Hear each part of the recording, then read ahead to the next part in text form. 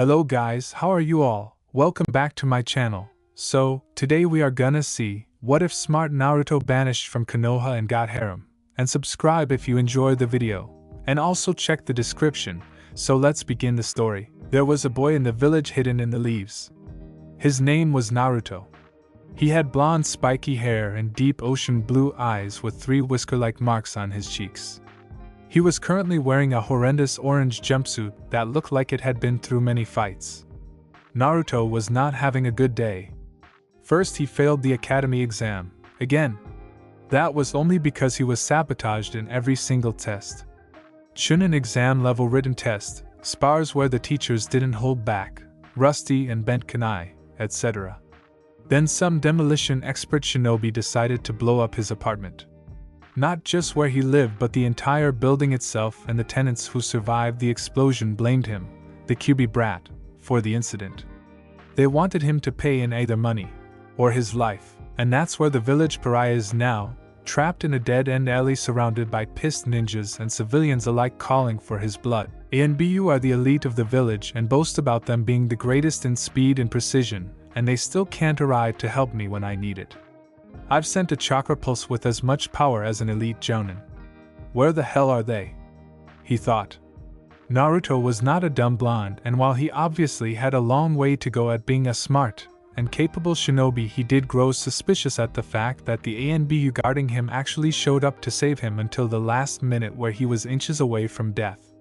Something was amiss, but he couldn't quite comprehend it. His thoughts were interrupted when one of the villagers backhanded him and sent him to the ground. "I'm talking to you, demon. Are you going to submit and let us end your wretched life?" The pink-haired woman demanded. A year ago he would have been terrified. A year ago he would have begged for mercy. A year ago he would have cried, but after all these years of beatings, hatred, scorn, and learning about why they hate him, he changed. He was gray, as they called it. He would only look out for himself and others he deems precious, and not care about what these arrogant bigots thought. Naruto spat in her face. "Go to hell, you loud, flat-chested bitch." She once again backhanded him and pulled out a knife. "You first," she cried as she brought the knife down towards his heart. But a kunai came whizzing out of nowhere and knocked the weapon out of her hand. They all turned to see an old man in white robes with multiple shinobis wearing armor and animal masks. Enough! ANBU arrested them all. The ANBU did as they were told, while the old man walked up to Naruto with clearly concerned expressions across his wrinkly features. "Are you okay, Naruto-kun?" he asked. Naruto stood up, albeit slowly. He looked at him and answered, "Yeah, I'm fine, just a little bruise." Though the bruise itself was half the size of a fist. "Good, I'll take you to my office to discuss everything," the old man said with a warm smile as he put a hand on Naruto's shoulder, and they both disappeared. Meanwhile, in the outskirts of the village, something was different about the village. The atmosphere itself was a combination of depression and anger. Seemingly nowhere a being was thinking, "Unbelievable, he holds back the beast, and this is how they treat him. Yandame's legacy no less. I've had enough. I've stood idly by and let all this happen, no more. I'm taking matters into my own hands," the being thought. Suddenly, a human-sized golden tornado appeared on a nearby hill before it finally dissipated, revealing a gorgeous woman with platinum blonde hair that reached to her shoulders, wearing a forest green kimono and wooden clogs. She had bright blue eyes and she didn't look very happy. "It's time to show what Naruto Uzumaki Namikaze is capable of," she said in an almost angelic feminine voice before slowly fading from existence. Later at the Sandame's office, "And that's when you showed up at Ajisen." Naruto finally finished his explanation. The Sandame sighed. "This costs lives, money, and homes. The civilian council will be calling for his execution. Well, Naruto-kun, I'm not sure what to do at this moment. I'll do my best to find you a new home and quell the council," the aged Hokage said. Once again, Naruto was left out on the streets. He knew the villagers needed to vent some frustration and grief out on Naruto, but they would always physically hurt him, and this was continuing for 11 years. This was going way too far. How long could these people hold a grudge?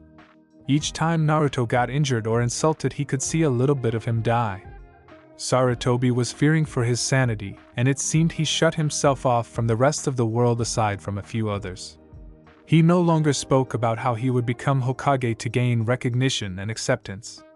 Naruto frowned. "I guess it's okay, Ajisen," was all he could really say. He had nowhere to live. If he slept outside, then he would be an open target to all the idiots. Meanwhile, Sandaime was searching for something on his desk. Yes, here it is. He pulled out a small scroll with the kanji for key on it. There is an old home on the outskirts of the village where the key is. Hiruzen explained, opening it while making a few hand signs before slamming his palm on the seal. A small cloud appeared before disappearing, revealing a traditional key. "Here, take this and put in the lock at the front of the building." Naruto nodded and grabbed the key before putting it in his pocket. "Thanks, Ajisen," Naruto said before leaving the room, but as he was about to close the door, he said something that sent a chill up the professor's spine. "I still don't understand why you would sacrifice your life for these monsters," he said as he calmly closed the door. The Hokage had a shocked look on his face before he sat back in his chair and sighed. "Minato, I hope you can forgive me." At the old home, Naruto soon reached home, and it was fairly impressive. There was a large wooden fence nearly 4 stories tall surrounding the building, with an arched gate at the front with the design of 2 tigers in a lunging position facing symmetrical to each other. Naruto headed to the front and pulled out the key and slid it into the keyhole and then turned it. To his shock, the key disintegrated in his hands. Before Naruto could utter a word, the gate creaked open to reveal 3 pagodas in one row. The one in the middle was 4 stories, while the other 2 were 3 stories tall. They all had designs of tigers on the dark orange roofs and outer walls. There were tall trees around them, as if someone had placed these structures right in the middle of the forest. "Man, Ajisen couldn't have given me this right away. It's a safe distance away from the village," he said, awed but somewhat pissed. He was so caught up in his new home that he never noticed the figure approaching him. "He should have, since it's your birthright," a female voice said, startling poor Naruto. He turned around to see a young, rather attractive woman with blonde hair and a green kimono wearing wooden clogs. She didn't seem to be a threat, so he merely grinned and rubbed the back of his head sheepishly. "Sorry, didn't see you there. Who are you anyway?" The woman merely giggled before saying, "Just call me Kasumi. I'll explain everything inside," she said before heading down the cobblestone path toward the main building. Naruto nodded and followed her. Moments later, Kasumi and Naruto were now sitting on a couch in what seemed to be the living room. There was a window to their left, and a rather large wood dining table with 8 chairs. The couch they were sitting on was a black leather couch with a small coffee table in front. Beyond that was some strange big black rectangle hanging on the wall. The room itself had basic light blue drywall and dark brown wood flooring. After taking a good look around, Naruto finally turned to Kasumi. "So you were saying this is my birthright?" Kasumi nodded. "Yes, this is your parents' old home." Naruto's eyes widened. "This is the Namikaze estates?" Now Kasumi widened her eyes. "You knew who they were?" Kasumi questioned. Naruto gave a brief nod before saying, "Yeah, Kyubi told me about my parents and obviously why I was, well, still hated." Kasumi was greatly shocked upon hearing this. "How can you?" she began, but Naruto raised his hand dismissively. "Let me explain," he began. Flashback. Naruto, no older than 10, woke up in a dark and dank sewer. He stood up and looked around. The water was up to his knees and there was very little light. "A sewer? Well, that's new," he said sarcastically at the variety of punishment by the villagers. "Come to me, Kit." The new, almost demonic voice startled him, but he could feel the voice filled with authority and comfort. So he decided to tread forward in the murky waters following the source. After what seemed like hours, he finally reached a huge gate nearly twice as big as the village enter-exit gate. There seemed to be nothing there until giant blood-red eyes opened and then lowered its gaze to the boy. A large, toothy fanged grin spread across its invisible face. The creature then spoke. "Good to see you finally arrived." Naruto looked at the creature in surprise and asked, "Who are you and where am I? This place is dark and slimy, and looks like it goes on forever." "It's like looking up Paris Hilton's skirt," buzzing the figure replied. He liked this kid. "Anyway, you're in your mindscape and I'm," He stepped forward, revealing him to be a giant crimson-furred fox with 9 tails swishing back and forth behind him. The fox puffed out his chest.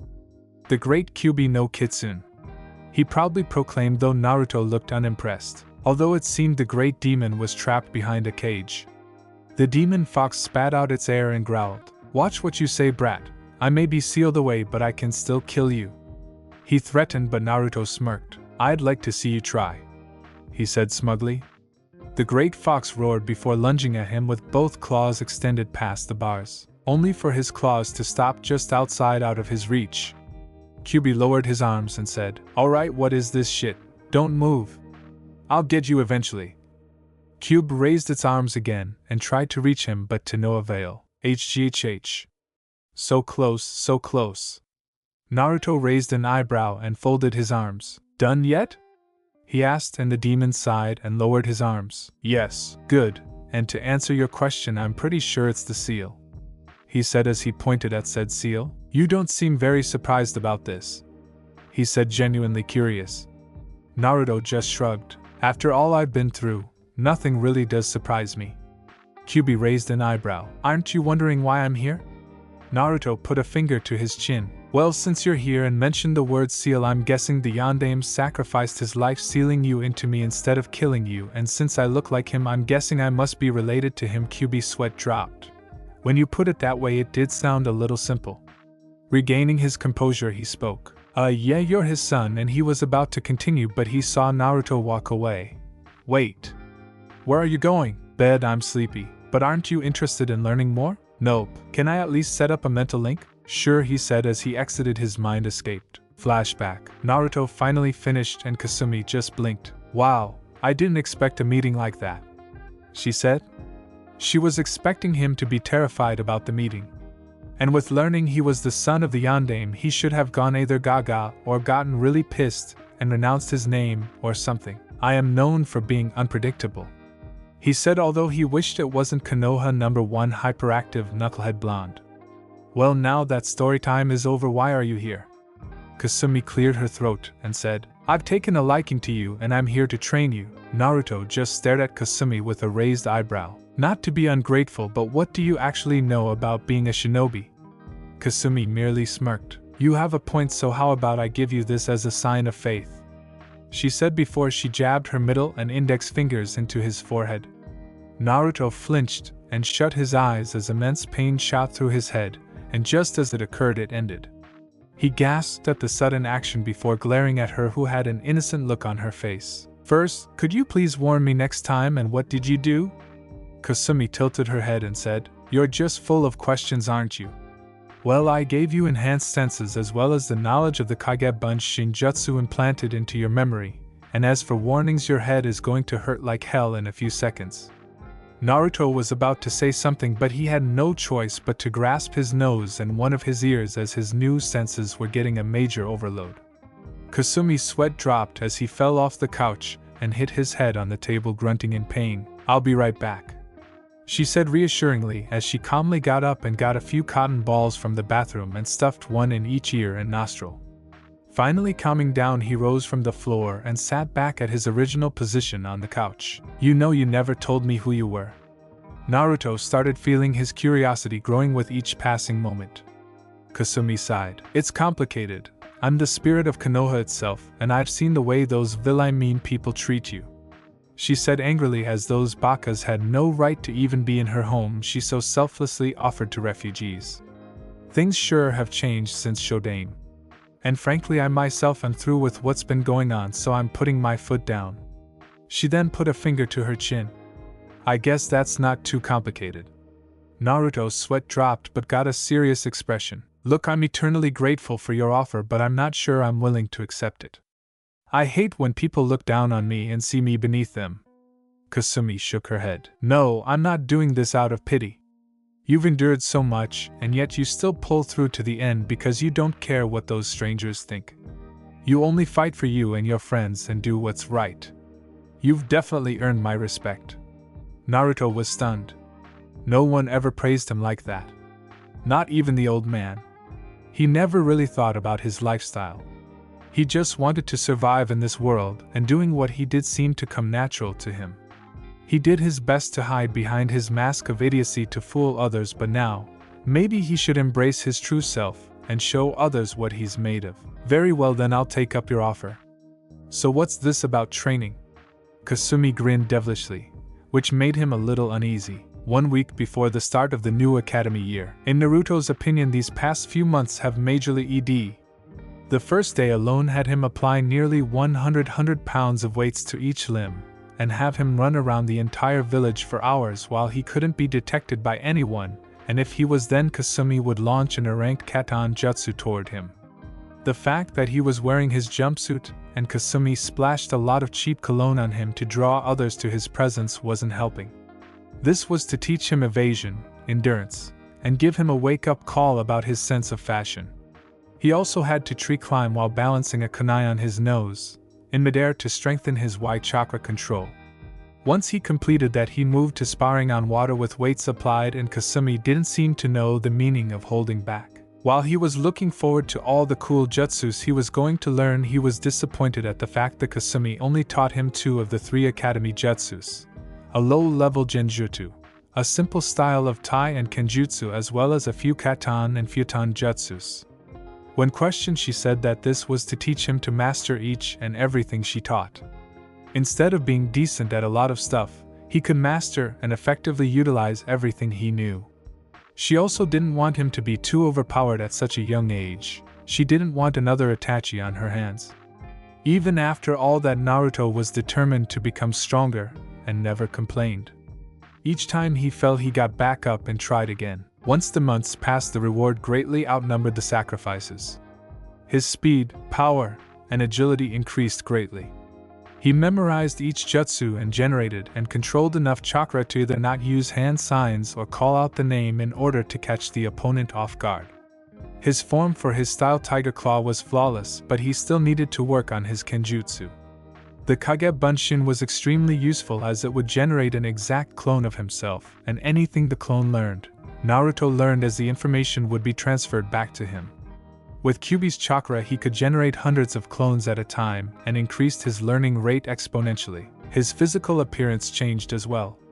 He grew much taller and let his hair grow out like the yandames, and most of his baby fat was gone. His new attire consisted of black shirt that showed off his muscles and a jet black trench coat with a red spiral on the front of the shirt and a ferocious orange tiger on the back of the coat. He also wore dark green ANBU style pants and black open-toe ninja sandals. He actually looked more like a 15 or 16-year-old than a 12-year-old. Kasumi and Kyuubi told him he was going to be a lady killer when the training was over, much to his embarrassment. Naruto learned that the Namikaze symbol was the tiger for being a solitude creature aside from their family, which did explain Naruto's natural behavior and the estate location. The right pagoda was meant for training with a large dojo at the bottom, while the other 2 stories held a jutsu library and a storage for weapons which the Uzumaki excelled at, but Kasumi said that they were off limits until he moved up in the ranks. This taught him discipline, since he would need it with the whole him not being a genin. We now see Kasumi enter the family dojo and walk up to Naruto, who is currently sparring with a clone.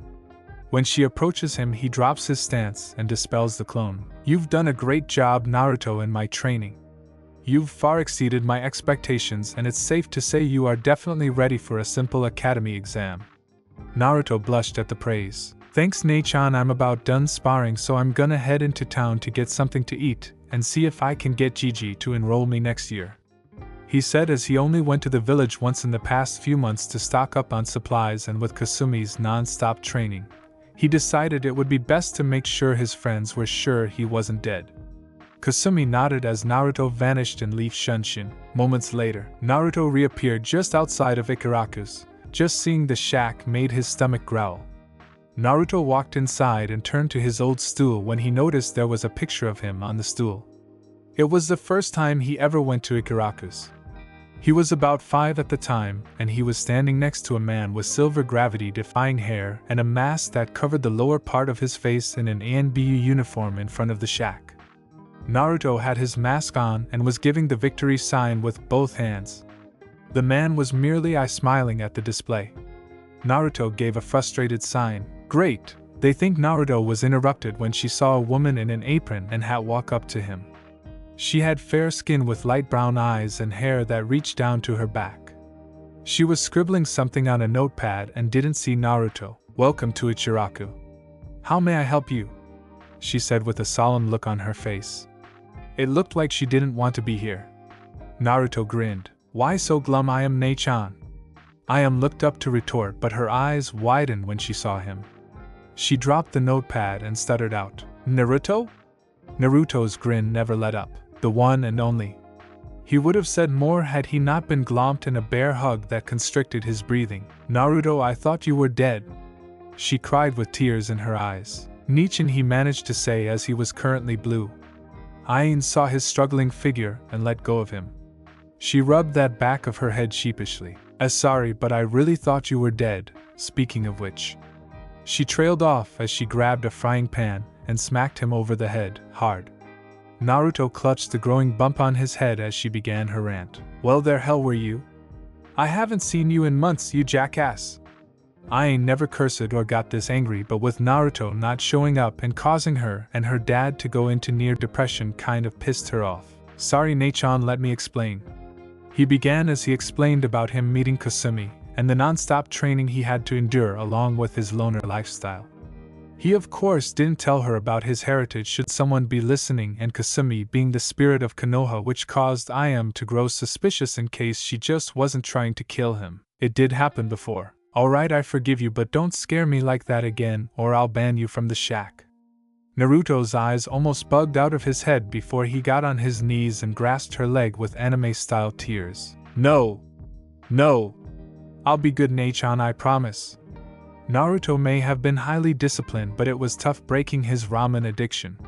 He would now eat only it 3 times a week, but not having the food of the gods made by the best chefs in the whole world. Ever? That. Ain's sweat dropped in his pathetic form. Even if you threatened to kill him, Naruto would never beg for mercy, but bringing ramen into the equation is a different story. Ain thought as she managed to shake him off her leg before grabbing the notepad off the floor and smiled. "If you're groveling, what would you like?" "On the house."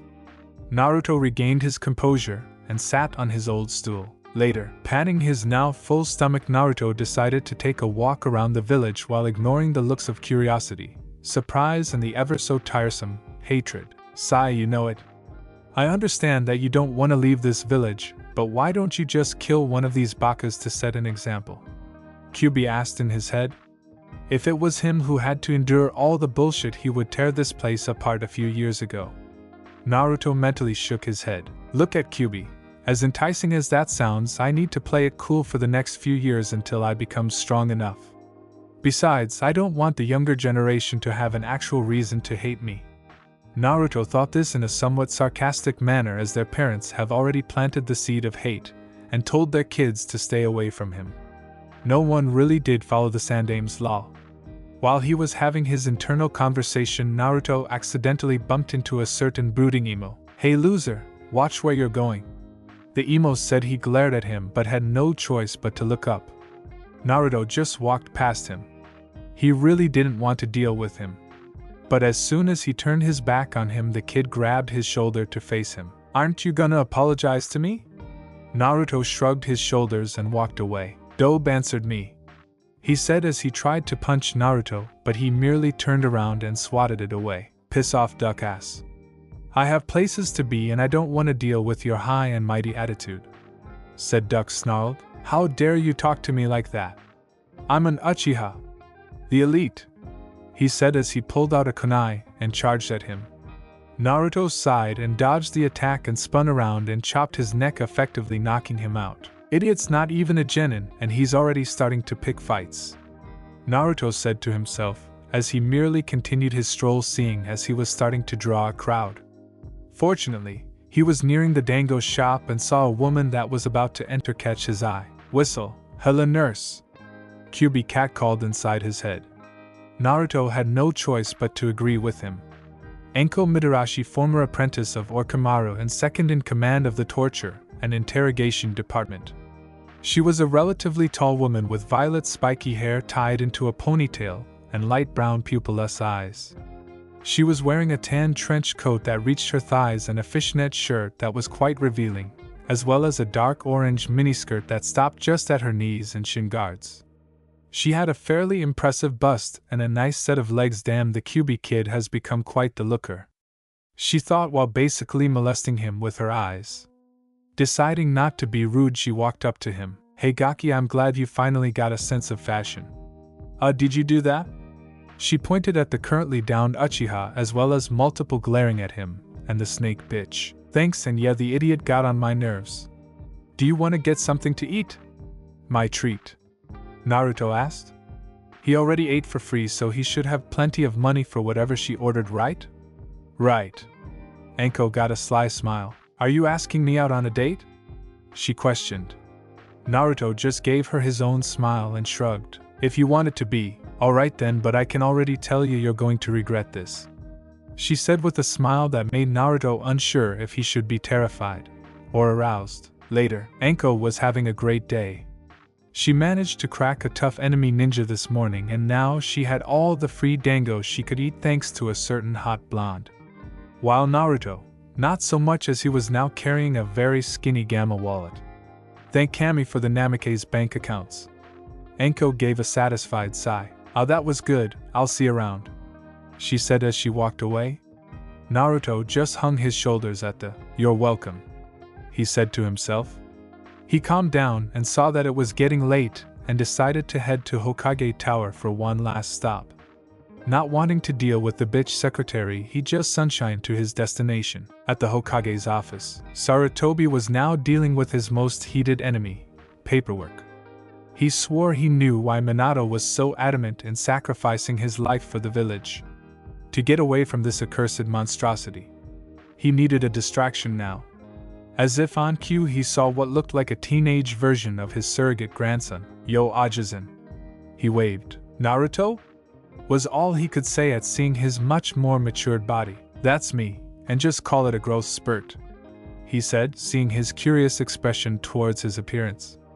Anyway, I'm here to enlist for my final try at the academy.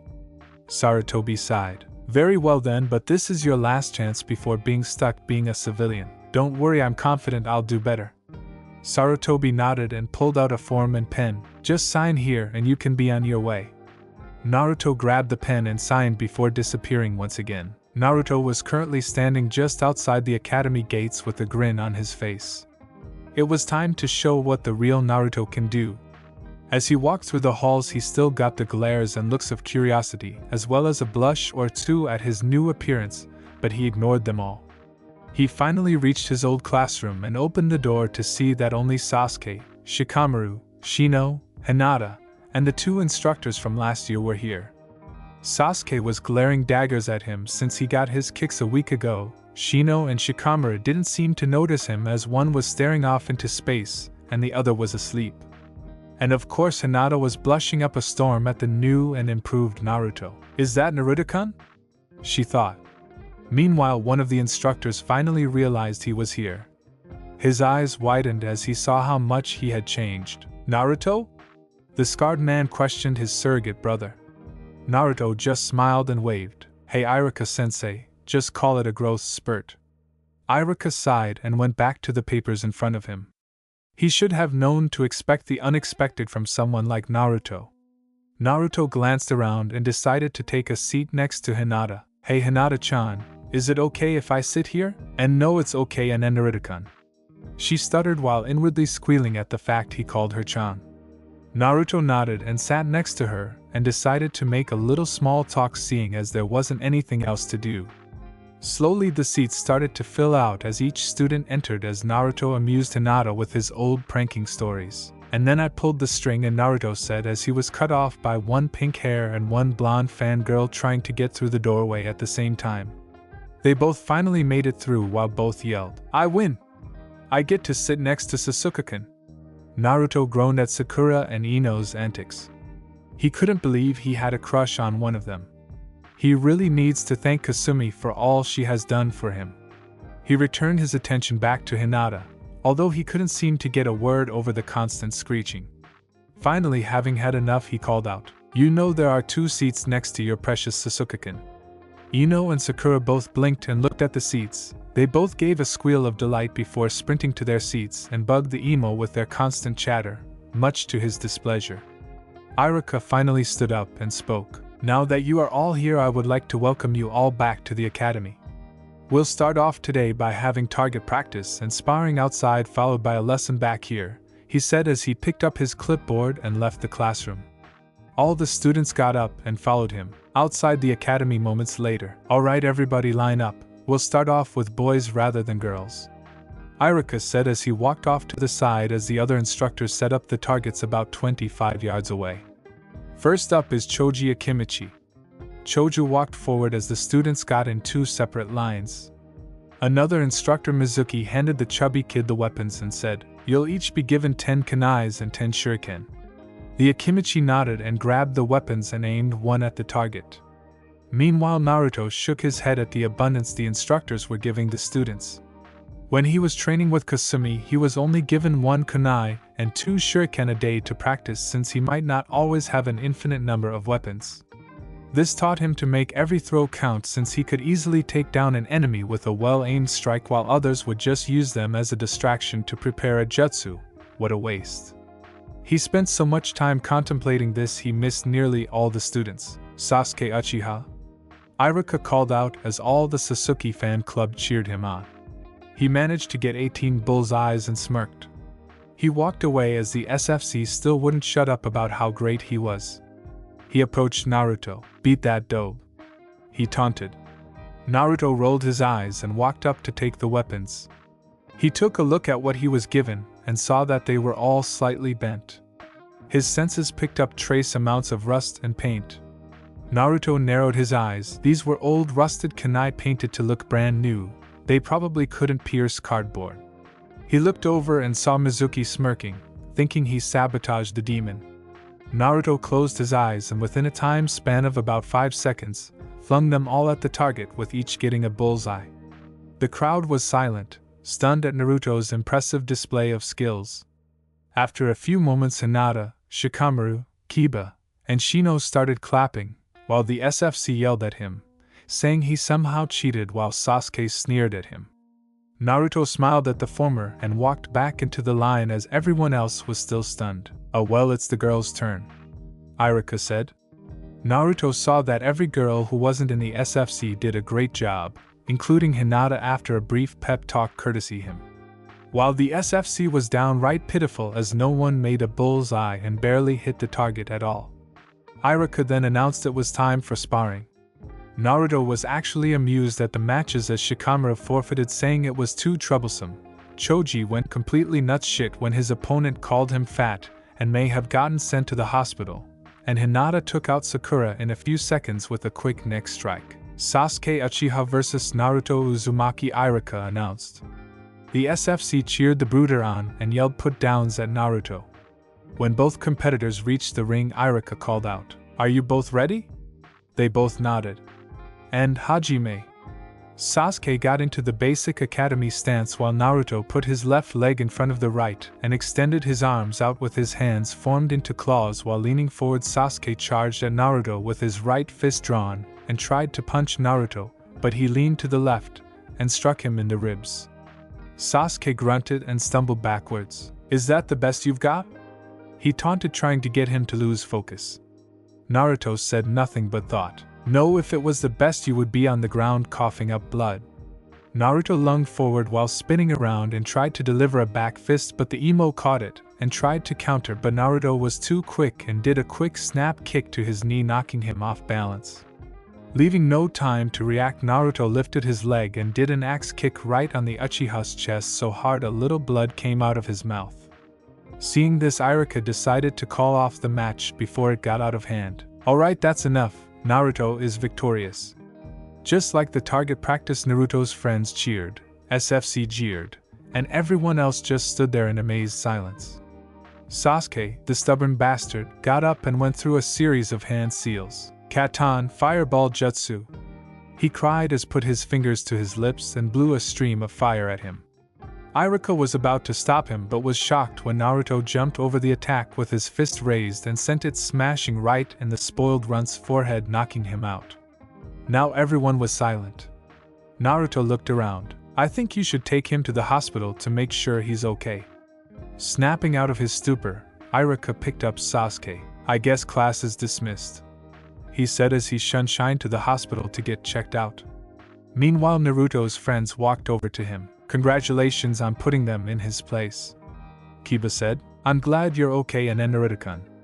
Hinata stuttered. I had no idea you were so skilled, Naruto-san. Shino said. Thanks. I went through some serious training these past few months, and it definitely paid off, Naruto said as he felt killer intent directed at him. He turned around to see the SFC glaring at him while they cracked their knuckles. It seems they were going to avenge their almighty Sasuke-kun. Naruto shook off the ki and looked back at the others. Well, it looks like I'd better get going, but before I do you want to get some Ichirakus with Hinata-chan tonight? Hinata turned a deep shade of red upon hearing that. Sure, so how about it? Hinata nodded furiously before Naruto disappeared in Shunshin. As soon as he left, Hinata fainted with a huge smile on her face while muttering Naruto's name. The rest of the gang's sweat dropped at the display. We really need to work on that, Kiba said as Shino and Shikamaru nodded. Troublesome blonde, Nara muttered. Hokage's office. Hiruzen Sarutobi, Kurenai Yuhi, Kakashi Hatake, and Asuma Sarutobi all stood in silence at what they just witnessed. Naruto Uzumaki, the dead last, just beat the Uchiha in a spar and jumped over a Katan Jutsu before knocking him out. As to why they were all here, this was their first year being Jonin senseis, and the Hokage would let them view the first and last day of the graduating academy to scope out the potential candidates. While Kurenai was very disappointed in how most of the girls acted towards the Uchiha, she was impressed at Naruto's ability to boost Hinata's confidence with his little pep talk. Kakashi was mentally groaning. The council demanded that the Uchiha be put on his team due to his Sharingan, and seeing he displayed unsportsmanlike acts, it was going to be tough, and Sakura's mother is already bitching on how she should be put on Sasuke's team for Kami knows what reason except trying to seduce him. He hoped that he got Naruto. While Asuma was still set on training the Inoshikacho team, he had to give his props to the Uzumaki. Clearing his throat, Sarutobi spoke up. Well, now that you've seen the candidates, who would you like to take as students? Asuma stepped forward. I request Ino Yamanaka, Shikamaru Nara, and Choji Akimichi. They will prove an excellent capturing and interrogation squad with their clan-based techniques.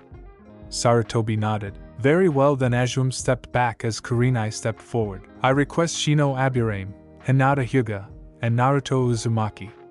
Shino and Hinata will prove to be great trackers, while Naruto shows leadership qualities and could help Hinata with her confidence, seeing as she has a crush on him.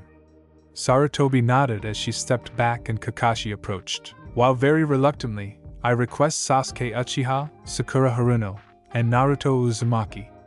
Sasuke, despite his superiority complex, can provide attacks with his clan's jutsu, and Sakura, with her academics, can help in setting traps and battle strategies. Naruto seems to have improved immensely, and with his vast chakra reserves can make them a perfect assault squad. Sarutobi nodded once again.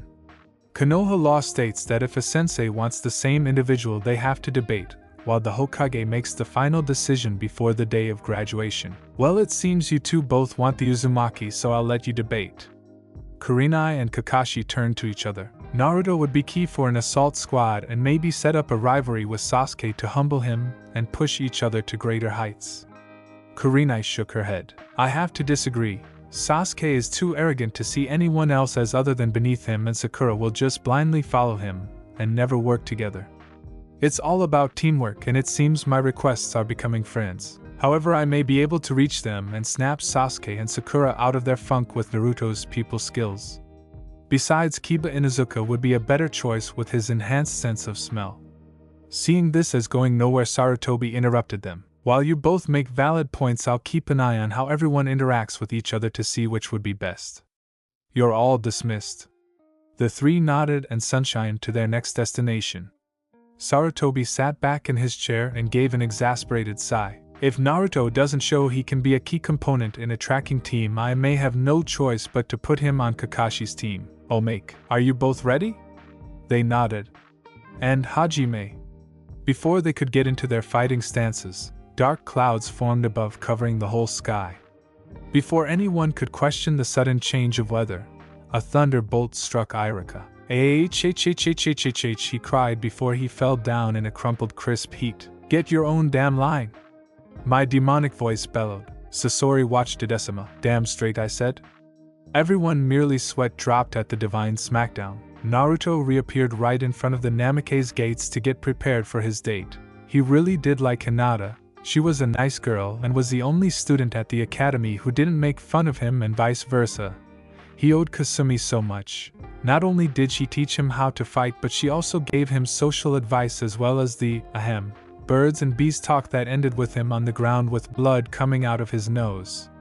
Apparently, Kasumi decided to use Ika as reference, and when she teased him, asking if he wanted to do a demonstration with her, it was too much for him. Naruto bit his thumb and did a few hand signs before slamming his palm on the gate, causing the Uzumaki symbol to appear and glow for a brief period of time before it dissipated. The gates creaked open and Naruto walked in. Looking around, he cried out, "Yo, Ne-chan!" As soon as he finished, Kasumi appeared in a golden tornado. What is Naruto? She was a little surprised at his early arrival but didn't dwell on it. I came by to ask if we're going to have any training today. I've got a date. Kasumi grinned. Let me guess, the Hyuga who always blushes and faints whenever you're around, she said as she remembered how ignorant the blonde was to her feelings despite how smart he was. Naruto smiled and nodded. Well, I was planning on teaching you something new, but I suppose I can put it off for tomorrow provided you get to second base with her. Naruto's eyes bugged almost completely out of his head with a tomato red blush. What? Kasumi giggled and waved him off. Hee, I'm just screwing with you. Just tell me how it goes. Naruto calmed down and went in to get changed before she made him have a heart attack. He showered, changed into a new pair of his outfit, and decided to take a walk around the village to pass time. Meanwhile, at the Hyuga compound, Hinata was currently brushing her hair for her first date. She couldn't believe Naruto just asked her out of the blue like that. It was like a dream come true. She was still wearing her same outfit, just a different pair, as she was still insecure about her figure. After she decided everything was perfect, she exited her room and walked through the halls to reach the exit of the compound. Unfortunately, she ran into someone she prayed she wouldn't. Her father. Where do you think you're going? It's getting late, he said with a monotone voice. Scared by the look she was receiving, she answered. Date. Hinata quickly covered her mouth, but it was too late. Hayashi's eyes narrowed. With whom? Realizing she was busted, she sighed and said, Naruto. And Hayashi closed his eyes before opening them again, but they were softer. Very well then, be back by 9. He said as he walked past her. She blinked. He wasn't mad? Deciding not to push her luck, he quickened her pace and headed for the exit. Meanwhile, Hayashi was both frustrated and happy. Happy because he knew full well Naruto would be good for her should they start a relationship. And frustrated because they did start a relationship, then the Hyuga Council might do something drastic if they knew the heiress was seeing the demon brat. Hayashi was so disappointed with himself. When his wife died, Hinata said she wanted to be strong like him and gentle like her. Hayashi thought it would be best if he upped her training regimen. When she wasn't making too much progress, he thought if he belittled her, then she might feel determined to try again. It worked when he was a child. But alas, it just slowly destroyed her confidence. By the time he realized what he was doing was wrong, the damage was already done, and Hinata became a nervous wreck. She was terrified of him. It frightened him to think what would have happened to her if the Uzumaki didn't come along. He remembered the day when he was so harsh to her she actually ran out of the dojo crying. Hayashi followed her to make sure she didn't get hurt, and after a bit of searching he found her sobbing underneath a tree. He was about to walk up to her, but he saw the Uzumaki approach her and asked her what was wrong. When she told him, Naruto got angry, saying that he was and she should never give up no matter what. Hinata brightened up considerably after his little talk and actually hugged him before heading back to the compound. After that, Hinata still didn't improve greatly, but she became much more determined every time he saw her train. Right now, he needed to make sure the council members didn't find out about their little meeting. He was a father, and it was about damn time he started acting like one. At Ichiraku's, Hinata was currently standing outside the ramen shack with a concerned expression across her pale features. It was sunset, and Naruto still wasn't here. What if he stood her up? What if he was just playing some sick joke on her? She began to tear up but heard a voice behind her. She turned around and was delighted to see Naruto with his same attire minus the coat jogging towards. He waved at her. "Hey, sorry Hinata-chan, I lost track of time," he said as he finally reached her. Naruto gestured to the stand. "Shall we?" he said in a mock polite manner that made Hinata giggle. It was like music to his ears. Hinata nodded and went in and took a seat next to him. Techi walked in from the kitchen. A few days ago Naruto showed himself to him, and after another tearful reunion, a smack to the head with a frying pan, a threat, and begging, he and Naruto quickly made up and were back on old terms. "Hello Naruto, what would you like?" "I'll have 2 medium miso and a cc lemon." The old cook nodded and turned to Hinata. "And for your girlfriend?" he teased. They both blushed before she answered. "I'll have a small shrimp and water." He nodded once again and went back into the kitchen. "So how have things been going? You old man still giving you trouble?" Naruto asked. To his surprise she smiled and shook her head. "And no, father is becoming much nicer. Tu even told him about our date, and he was okay with it." "That's great." After a small conversation Ayam finally brought them their food. They ate in comfortable silence with Naruto actually showing good manners. Once they finished, Naruto paid in full and they talked for just a while longer before they were interrupted by a certain pink-haired bitch. "Naruto-baka, get you out here now," she demanded. Reluctantly they both exited the shack to find her, and a few members of the SFC behind her. "What do you want, Haruno?" Naruto asked with a bored expression. "You know damn what I want. I want you to apologize to Sasuke-kun and let me kick your ass," she commanded. The SFC cheered in agreement. Naruto put a finger to his chin in mock thought. Let me think. That got what was coming to him, and you really think any of you can so much as lay a hand on me? Please, you got lucky and you're not going to do anything because I'm your Sakura-kun." Naruto crossed his arms and sighed. "To answer that in no particular order, not anymore, and do you want to see just how lucky I am?" he questioned while releasing a little bit of ki. Although she was scared, Sakura still kept up her rant. "You're just jealous that Sasuke-kun is better than you at everything and he has my attention. You're just a baka. A clanless nobody made by some drunk father and a mother." "My mother was right." Yorida Sakura was cut off by a fist crashing with her cheek with so much force she lost a few teeth and blood while she was sent flying. She finally tumbled down the road before coming to a stop with her face first on the ground and the rest of her body up in the air.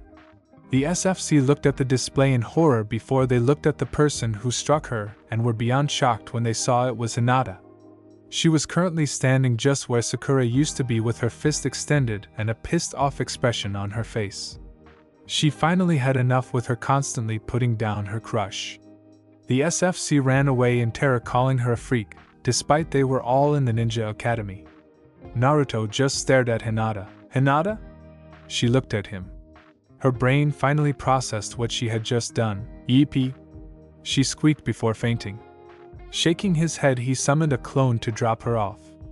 The clone picked her up bridal style and shunshed into the Hyuga compound.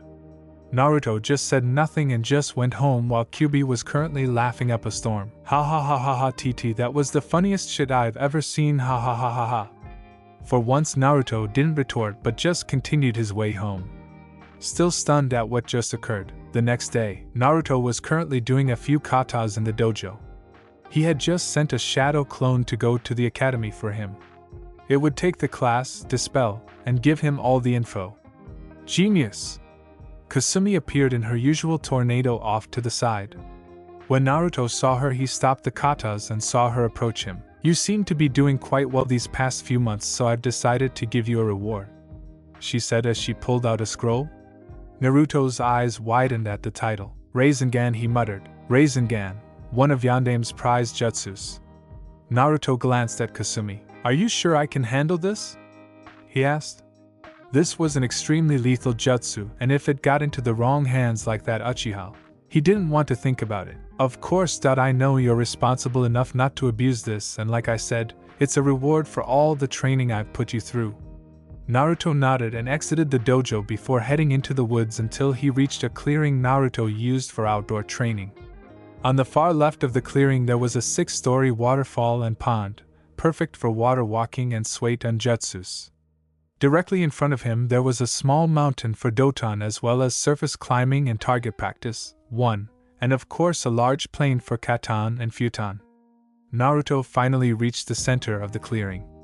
It seems Minato thought ahead as he saw a small blood seal on the scroll.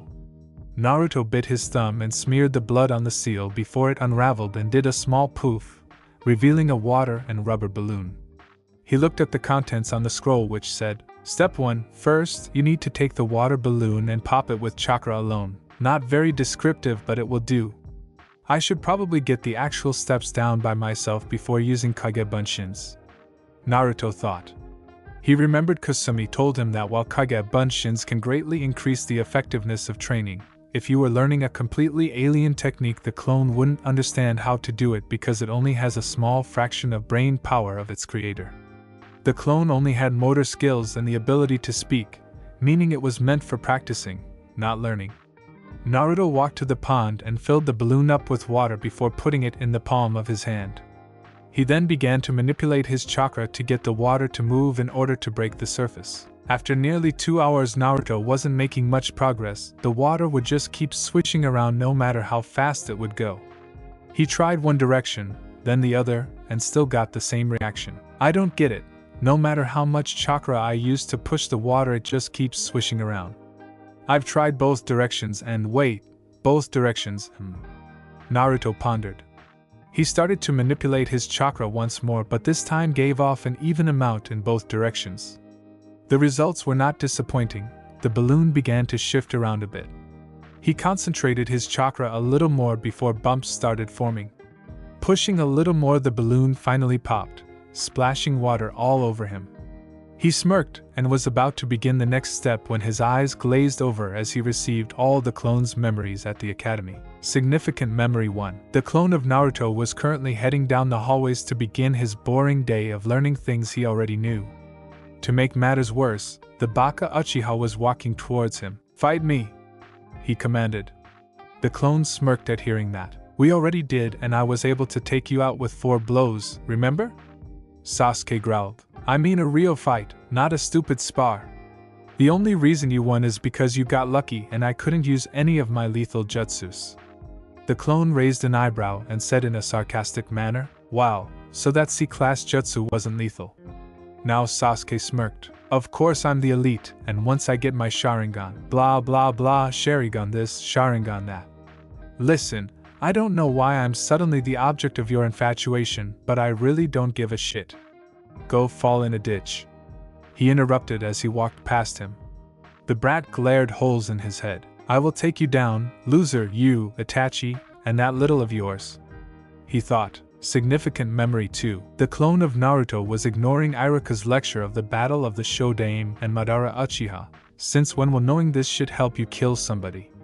He tried to look at Hinata but every time he would do that she would avert her eyes away from him. He frowned at that, though it was fairly amusing that Haruna would cast a nervous glance at her every now and again. Someone might have finally got put in her place. Yeah, right. Once the lecture was over it was time for lunch, and the clone decided it would be best to see what was wrong with Hinata. He looked around the schoolyard for a few moments, and saw her under a tree on the far left, next to his old swing. As soon as Hinata saw Naruto approaching she quickly got up and tried to move but his clone grasped her hand. Hinata-chan, you've been avoiding me all day. What's wrong? Hinata looked away and tried to free herself from his grip but failed. He sighed. Is this about last night on our date? She looked like she was about to cry. You probably think I'm a freak, she muttered, thinking she freaked him out by beating up Sakura. Naruto's senses managed to catch it. Is that what this is about? Hinata-chan, I don't think you're a freak. I'm proud of you. Her eyes widened as she looked at him. No one has ever stood up for me like that. Besides, you're a ninja and you took out the so-called Kunoichi of the year with one punch. That just proves you're not the weak little girl everyone thought you were. Hinata had a few tears rolling down her cheeks after that, and she hugged him tight. She soon released him as Naruto wiped her tears away. Hey, none of that. Come on, let's get something to eat. Hinata nodded as they headed to Ichiraku. She nodded as they left the grounds. Shino and Kiba saw the whole display and smiled. End memory transfer. Naruto finally returned to reality as the two memories that stuck out ended. He also saw the clone played a game of shogi and a prank with Shikamaru and Kiba. He always enjoyed his little pastimes. Hell, it's how they all first met and became friends. The clone also seemed to knock out Ichiraku with his world-famous sexy jutsu when Hinata and the other girls weren't looking. Well done, Kit, well done. Kyuubi complimented at seeing how he boosted Hinata's confidence yet again, as well as the much-improved version of his sexy jutsu. But he didn't need to know that. Now that that's over with, time for the next stage, he said to himself as he picked up the scroll. Time skip, graduation exams. It had been months since that day and things were starting to look up. Naruto had mastered the regular Rasengan and could form it with one hand in under 6 seconds. He also invented the Great Ball Rasengan, but he needed a clone to help with the control of chakra needed. He also learned a new style of Kenjutsu which had handles with 3 1-foot-long blades on each hand, which would add to his tiger claw lethality. Naruto and his friends, especially Shino, were getting closer and Naruto was moving up in the ranks. He didn't show off all of his skills, but he was no longer considered a dope by his classmates, except Sasuke and Haruno of course. He was now about mid-level. Though the best part seemed to be Hinata's confidence has increased dramatically. She no longer stuttered or fainted and seemed to develop a sense of humor while still being the kind girl she always was. She too became closer with Naruto and his friends and were now an official couple. Naruto was currently sitting in the center of the room in between Hinata and Shikamaru. After a few minutes, Ichiraku and Mizuki walked through the door. Alright class, it's been a wonderful year with all of you and it's time to see who will become genin of the leaf, Ichiraku said to the students with a smile. We'll start with targets, followed by a taijutsu spar, and we'll come back here for a written test and the ninjutsu portion. Follow me, he ordered. They all followed and were soon standing in 2 separate lines outside. As always, you'll be given 10 kunais and 10 shuriken, the scarred Chunin said as the instructors brought out multiple targets that were in humanoid form. The boys' turns were uneventful till they reached Sasuke. He walked up and grabbed the weapons and aimed them at the target. Before he threw them, Naruto picked up a strange scent in the dummy and smirked. Ichiraku-sensei, I think you should check the targets one more time. Ichiraku just gave him a quizzical expression before he nodded and walked up to the dummy. He patted around and felt nothing. Naruto, I don't understand why. Wait a minute, he said as he pulled out a black disc. He picked a kunai from his pouch and held it to the disc. As soon as it got within 6 inches, the weapon leaped from his hand and attached itself to the disc. Ichiraku narrowed his eyes and glared at the other Chunin present. Mind anyone telling me why there are magnets in this dummy? Some of the Chunin started to sweat. We don't know, one of them stuttered. How the hell did the Kyuubi brat notice it? I hid the disc with a scent-killing drug that even the Inuzuka couldn't detect. One of them thought as he placed them there for the Uchiha so he would get all bull's eyes and receive the best grade.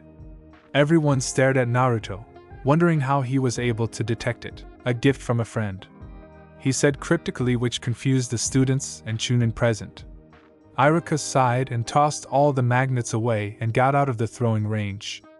The Uchiha continued and ended up with only 15 bull's eyes, though he still gave a smug grin and the SFC cheered on.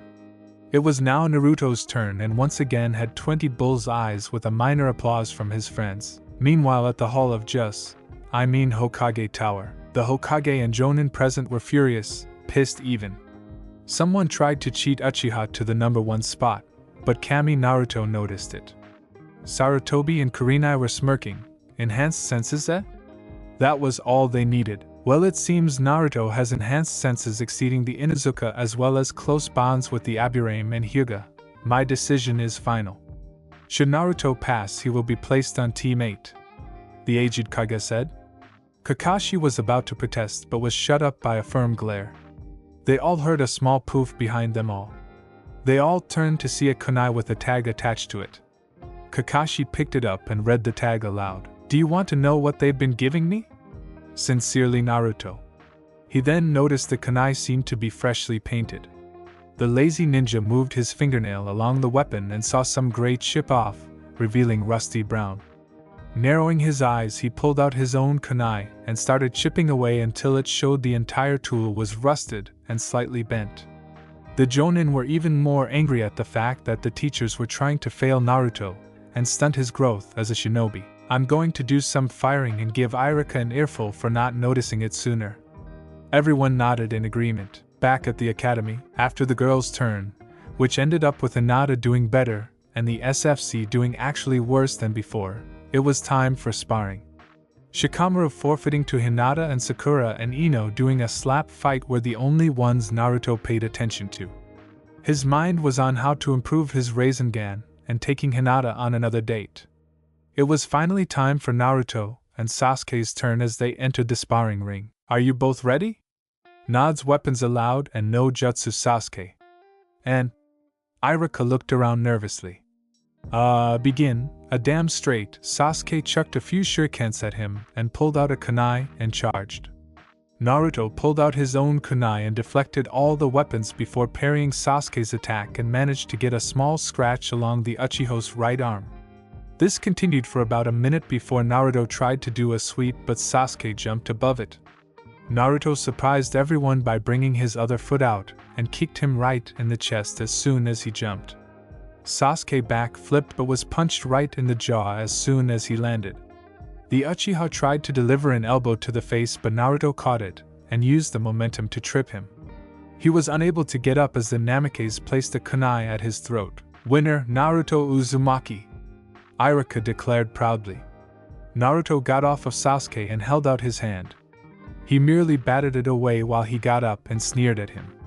He shook his head. The students headed back inside for the written portion.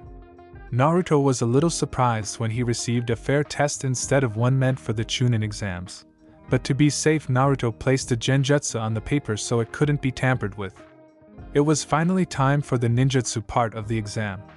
Almost everyone passed aside for a few SFC members and the lower-ranking students.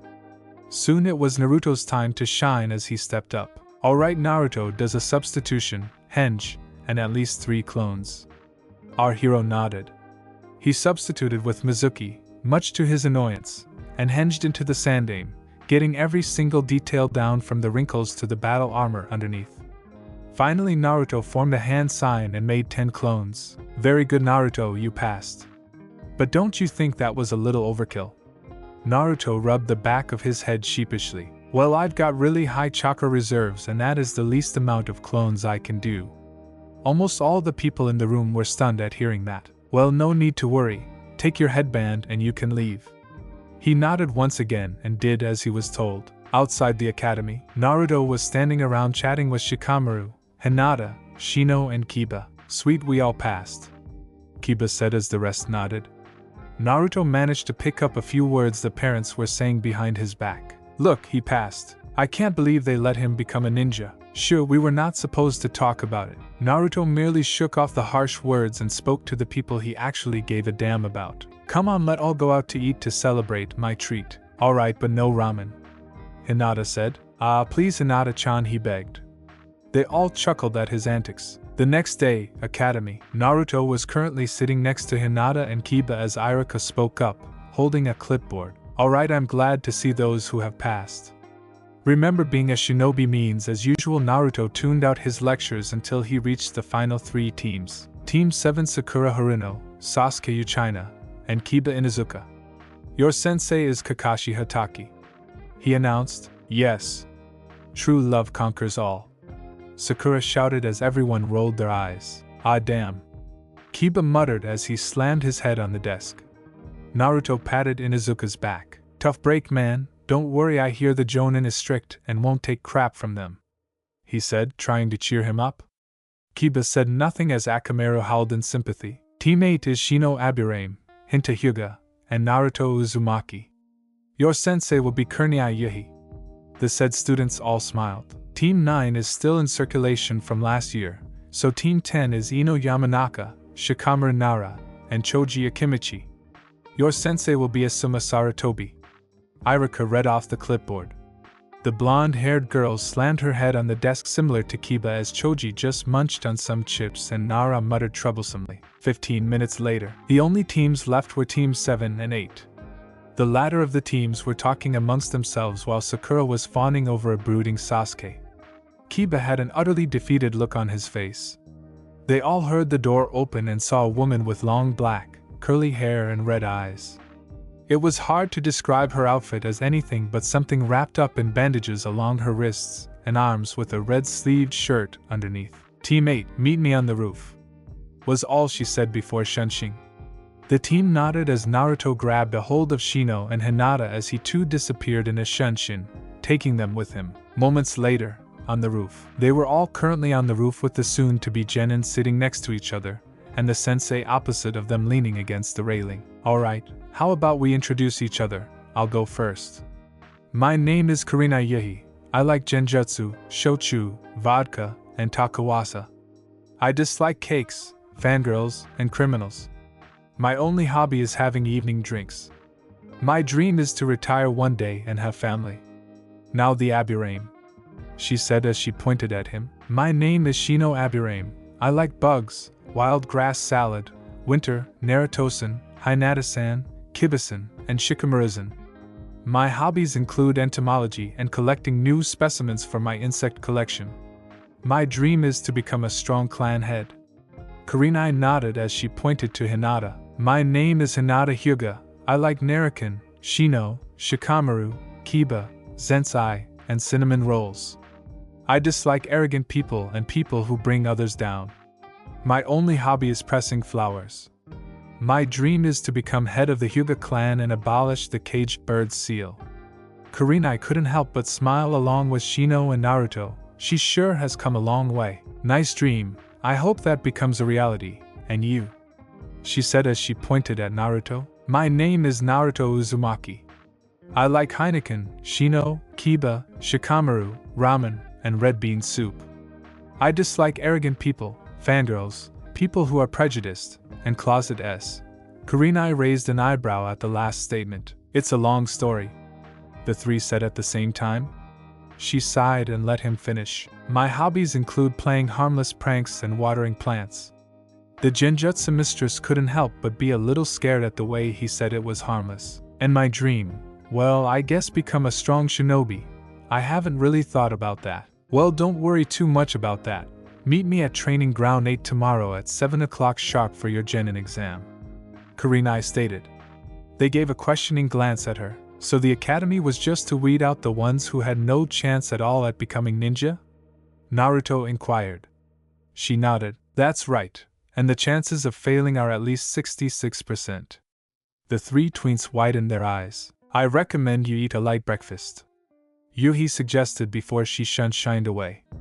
Naruto could tell the others were nervous and spoke. Don't worry, we'll do fine, just get some rest and be prepared. He reassured them.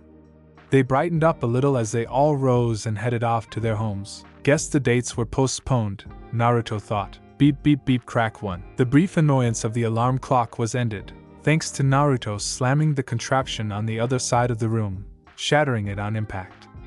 Naruto groaned as he sat up. I need to find something more peaceful to wake up to, he muttered as he got out of his bed. After performing his morning rituals of showering, dressing, packing all of his supplies needed, and eating, he exited the estates and sunshine to the training ground. Moments later, Naruto reappeared at the grounds to find that no one was there yet. Sighing, he sat down against a tree in the lotus position and closed his eyes to meditate. No more than 2 minutes later, he heard footsteps. Lazily opening one of his eyes, he saw Hinata and Shino approaching him. He rose from his seat and stretched. Hey guys, do you know where whoosh? Naruto was cut off by a kunai whizzing towards them. They all managed to dodge it with relative ease as it lodged itself in the nearby tree. They noticed a small tag was attached to the tool. Naruto broke off the tag and unraveled it, and read aloud. This exam has 2 parts. The first is to locate me. Once that is done, you must attempt to capture me through a fight. This will prove your abilities in tracking, capturing, and overall reconnaissance. I have an alarm set, and if that is not done by the time it goes off, you will all fail and be sent back to the academy for more training. P.S. Coming at me with the intent to kill is recommended. Kurenai. Naruto saw his soon-to-be teammates stiffen at the severity of the punishment. He sighed and said, "We're not going to pass by worrying about the consequences.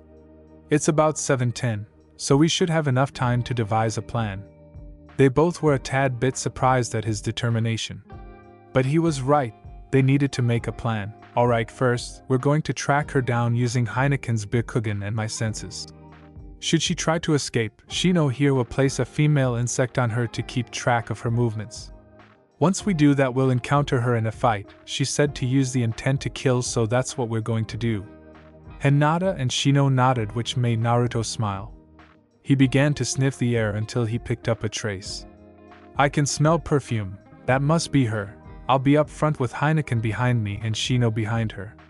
Let's go," he ordered as they all took off. Meanwhile, a figure in the bushes smirked. 1 hour later, the members of Team 8 were currently chasing down their future sensei through the edge of the forest. They had located her over 30 minutes ago and hadn't let up in the chase. Finally, Kurenai slipped off one of the branches and landed on the ground on her feet. "Now!" Naruto yelled as the three jumped down and surrounded her in their respective stances. Kurenai grinned. "I'm glad you managed to finally locate me, but I'm afraid you won't be able to pass," she said calmly before she disappeared in a poof of smoke. The twins gasped. "Kage Banshin."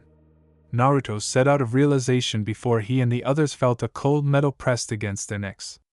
Naruto looked around to see 2 other Kurenais holding his teammates hostage. "I'm disappointed in all of you," she said. "No one managed to notice me in the bushes while I sent a Banshin masked with perfume to send you on a wild goose chase while the real me followed you. You've got so much potential. That's what surprises me." To her confusion, they all smirked. "That's the point," Naruto said before they all disappeared in puffs of smoke. Her eyes widened at the fact she had been tricked. She felt a rumble of earth beneath her and barely had enough time to jump away from Naruto's hand popping out of the ground. "Headhunter?" the Genjutsu mistress thought in amazement. Out of the corner of her eye, she saw the other 2 jump from the trees and chucked a few shurikens and a swarm of Kikaichu bugs at her. She jumped away to dodge them as she landed in a nearby clearing. They all landed and surrounded her again. "How did you?" She trailed off in surprise. "The ones you tracked weren't the real us. We met on the outskirts of the training grounds to discuss a real plan, while I made henge bunshins to distract you. Once we finished, we hid behind the bushes with Shino's bugs masking his and Heineken's scent while I hid my chakra signature. As soon as you chased the clones down, we followed a safe distance behind you in order to ambush the real you.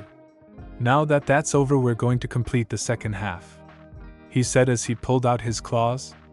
Kurenai looked at the weapons in surprise. She never saw him use them in the academy. Then again, deceit is key to ninjas.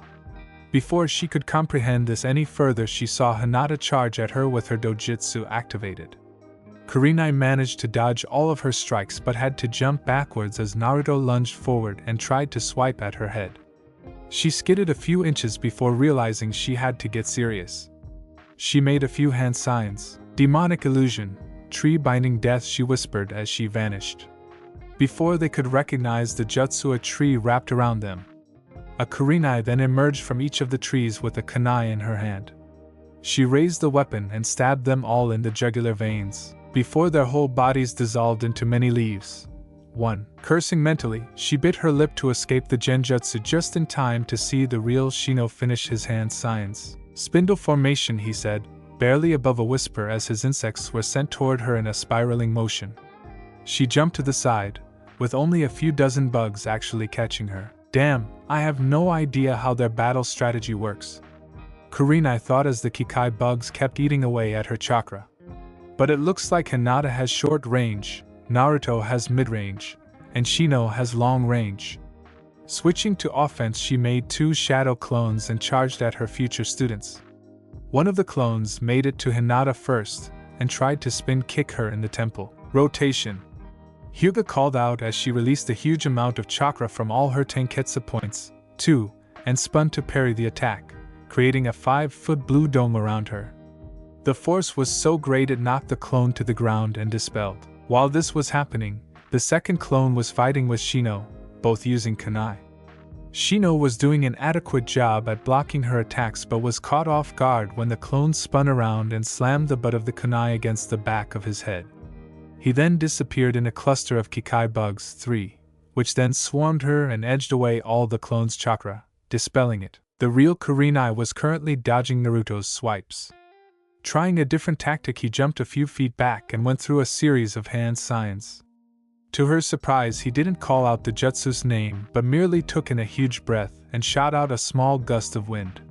She was so surprised that she didn't have time to dodge it and was sent colliding with a tree behind her. She managed to get back on her feet but was halted when Hinata and Shino both had kunais at her neck and Naruto, who, to her shock, had a fully charged Rasengan in his left hand. "Yield," he ordered. She put her hands up to show she was complying. "Impressive, looks like you all passed." She was interrupted by the alarm clock going off. "Just in time too. I tell the Hokage about your success so you have the rest of the day off. Meet me back here at 7:30 a.m. tomorrow." They all nodded as she disappeared in a swirl of leaves. "Phew, great work, guys," Naruto complimented. "We only did well thanks to your plan, Naruto-san," Shino praised. He smiled. "Hey," Shikamaru said, "if we pass we should meet him at the local bar BK joint to celebrate," he suggested. "Sounds like fun, Narukin," and knowing Shikamaru, he probably passed hours ago, Hinata said, knowing full well he was a genius despite his laziness. Nodding, Naruto grabbed a hold of them and Sunshine. Moments later, they reappeared outside the entrance of the restaurant and went inside. Naruto took a quick gaze around the place until he saw a smiling Shikamaru waving at them to their left. The new teammate approached the table to see a nervous Choji and a bored Ino. "Hey guys, good to see you all passed." "Thanks, Shikamaru," Naruto said as he and his teammates sat on one side of the booth with Team 10 on the other side. "I'm guessing you passed too, so how's your sensei?" Naruto questioned. They all chatted and ate for about an hour as they learned more about each other. While Ino was still a die-hard Sasuke fangirl, she seemed to warm up to Naruto and his teammates. Choji was nervous when they first arrived because when he first started the academy, his uncle Yusatsuki told him to stay away from Naruto and anyone he associates with. When he asked why, he was told he was a bad influence, and if he was caught talking to him, he would convince his mother to stop cooking all of his favorite foods. Being an Akimic, he immediately shut up, but he still regretted agreeing. He even spent less time with Shikamaru, his best friend, because of that. But judging how Naruto acted, it seemed he was okay, and his uncle was just overreacting. Naruto learned that Choji too loved ramen and Ino was a tad bit bossy, but still fun to hang out with. They all said their goodbyes and headed to their homes.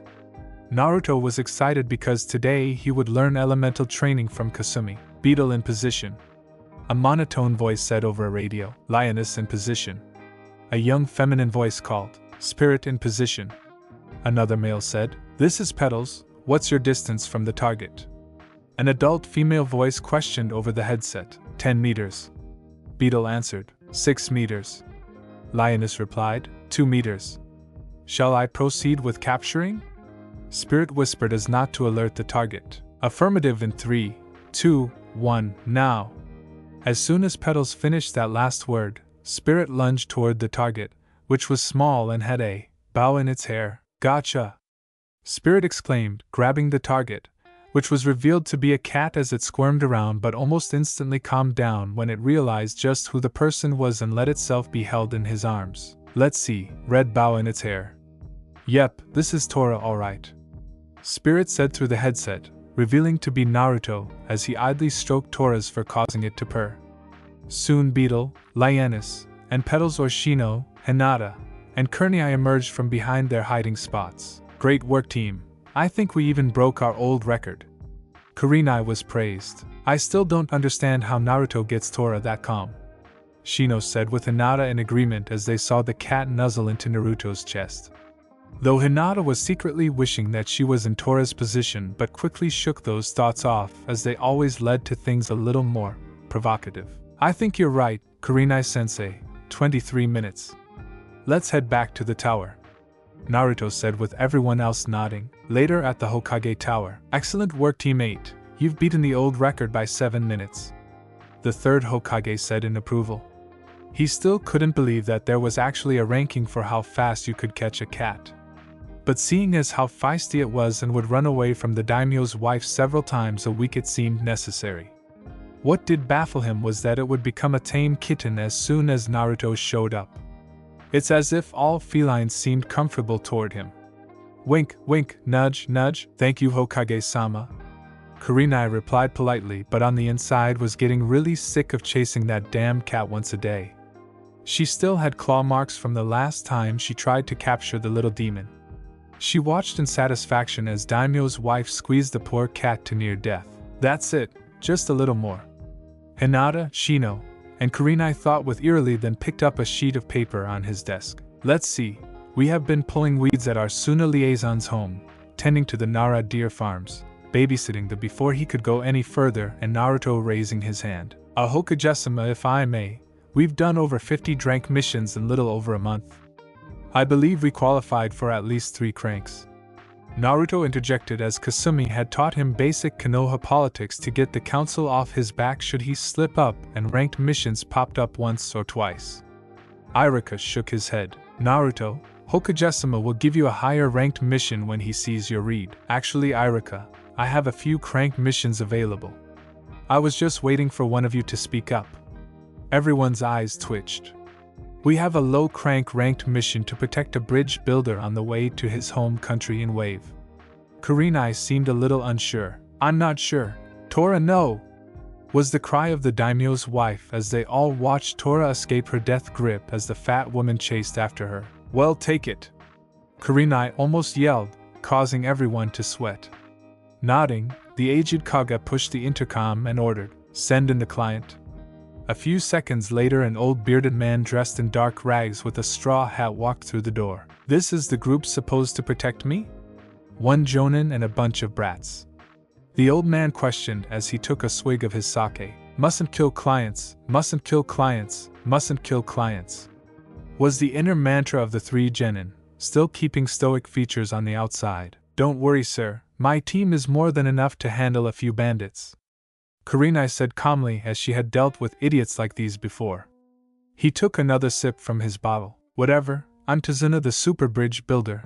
I'll meet y'all outside the gates in an hour, he said curtly as he left the room. Teammates sighed, though it was still better than catching Tora again. Kanoha gates. 1 hour later. Tazuna and teammate were all outside the gates going over one more supply check. Is everybody ready? The genjutsu mistress asked. After brief nods from the genin, they all set out for their first crank. Sometime later, the self-proclaimed super bridge builder and his escort were currently treading down the dirt road toward their destination. Naruto was in front of Tazuna with Hinata and Shino on the side, with Kurenai bringing up the rear. Something caught the attention of Team 8. A puddle?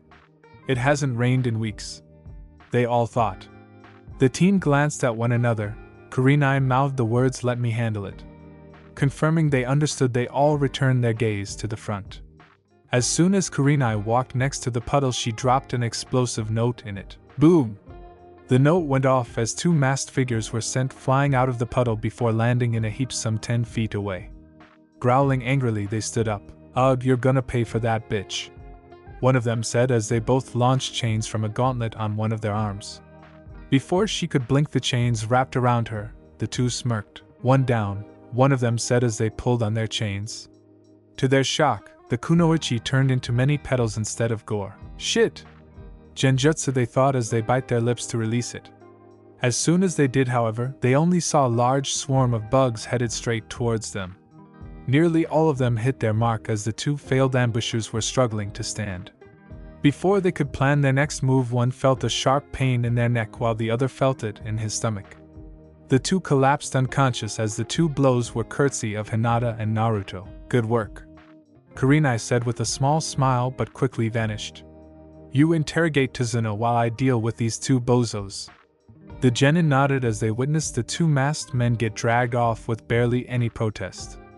They quickly gave a hardened gaze at Tazuna, who was sweating bullets. Do you mind telling me why we have 2 ninjas, who seemed to be at least Chunin level, trying to kill us? Naruto demanded, but was immediately silenced by a substantial amount of Ki from Naruto. Don't lie to us, you old drunk! He yelled, causing his teammates to shudder. I've never seen Naruto-san like this. Shino thought. I had no idea Narukin could be so demanding, Hinata thought with a hint of arousal. The Ki was soon dissipated as he saw his sensei emerge. The two were hired by Gato of Gato Shipping Industries to kill Tazuna here. That was all I could get before they passed out. They're tied up and I've sent a messenger hawk for Anbu to come pick them up. Their sights fell back to the bridge builder. After a long sob story on how horrible life was in his home country, Kurenai turned to her students. Well, what do you think? This mission could be ranked. I say we continue. No way I'm letting that punk Gato bleed the country dry. Naruto said with raw determination in his eyes. Gato seems corrupt. It is only logical that we press on while sending for backup. Shino said. He included logic in his sentences almost as much as two certain green-clad youths mentioned youth. I agree, we took out 2 Chunin with ease. A little bit of backup can easily help out, Hinata said. Sighing, the Jonin nodded. Alright then, I sent a messenger hawk to request support. Naruto was in a small boat, gazing at the almost opaque horizon with a somewhat bored expression on his face. He was sitting to the right of Hinata and Shino on her left with Tazuna and his sensei across from them. The mist was so dense, he could barely see 10 feet in front of him. After quite some time he could see something very large cut through the fog. As it fully came into view it could be easily recognized as a bridge. That's the bridge of your building? Naruto whispered to Tazuna, who smiled with pride. That's right. As soon as it's done the whole country will thrive. He replied in a hushed voice. That's quite impressive, Tazuna-san. The whole bridge could withstand several hundred tons of weight at a time. Shino said. Hey, keep it down. Say anything above a whisper, and we could easily be caught. The old man ordered as he was paddling slowly instead of running the motor. He was not in the mood to be publicly executed should Gato's patrol be nearby. Team 8 and Tazuna eventually reached the shore and paid the rower. The mist only seemed to get worse and worse as they tread down the path. Naruto's senses picked something up. Steel and blood. There's definitely some swordsman nearby with one who isn't. I can't tell if he or she's a threat or not. He thought, because whoever was close by didn't want to be found with their chakra signatures and Sen masked. He heard a faint swishing in the distance, and it was getting closer. Get down! Naruto yelled. They all managed to get down in time as a massive sword, clearly a Zanpakuto, was sent horizontally to lob their heads off. The sword lodged itself in a nearby tree with a man in camouflage pants, brown sandals, and a bandaged mask covering his face similar to Kakashi's landed on the handle with his arms crossed. Hee, this is who they sent to protect the old fart.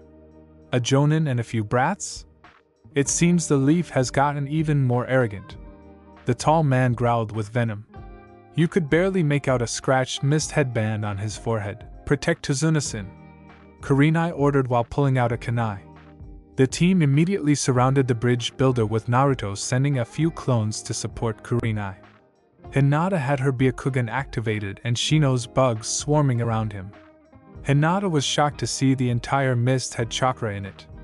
This must be an ambush tactic. Kagebunshin?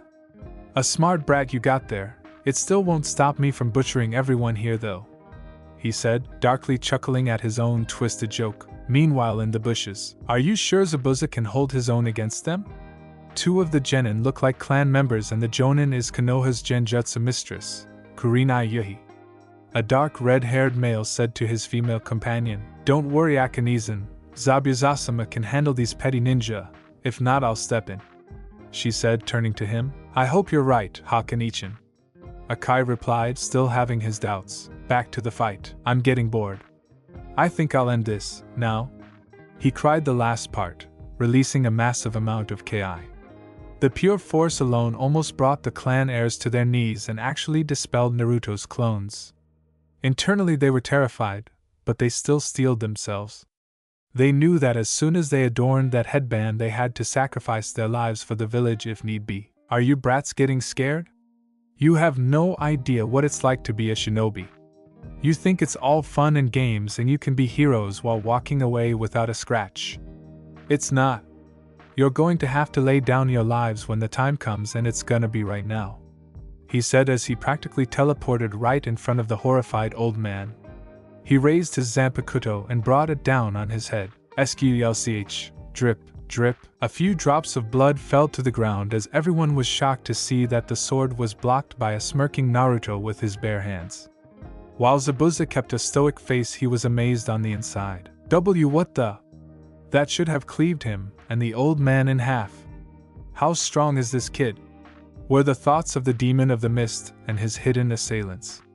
Next thing Zabuza knew, he felt a sharp pain in his back as his whole form dispersed into water. Damn Mizu Bunshin, Naruto thought while checking over his hands to make sure the wounds weren't too deep.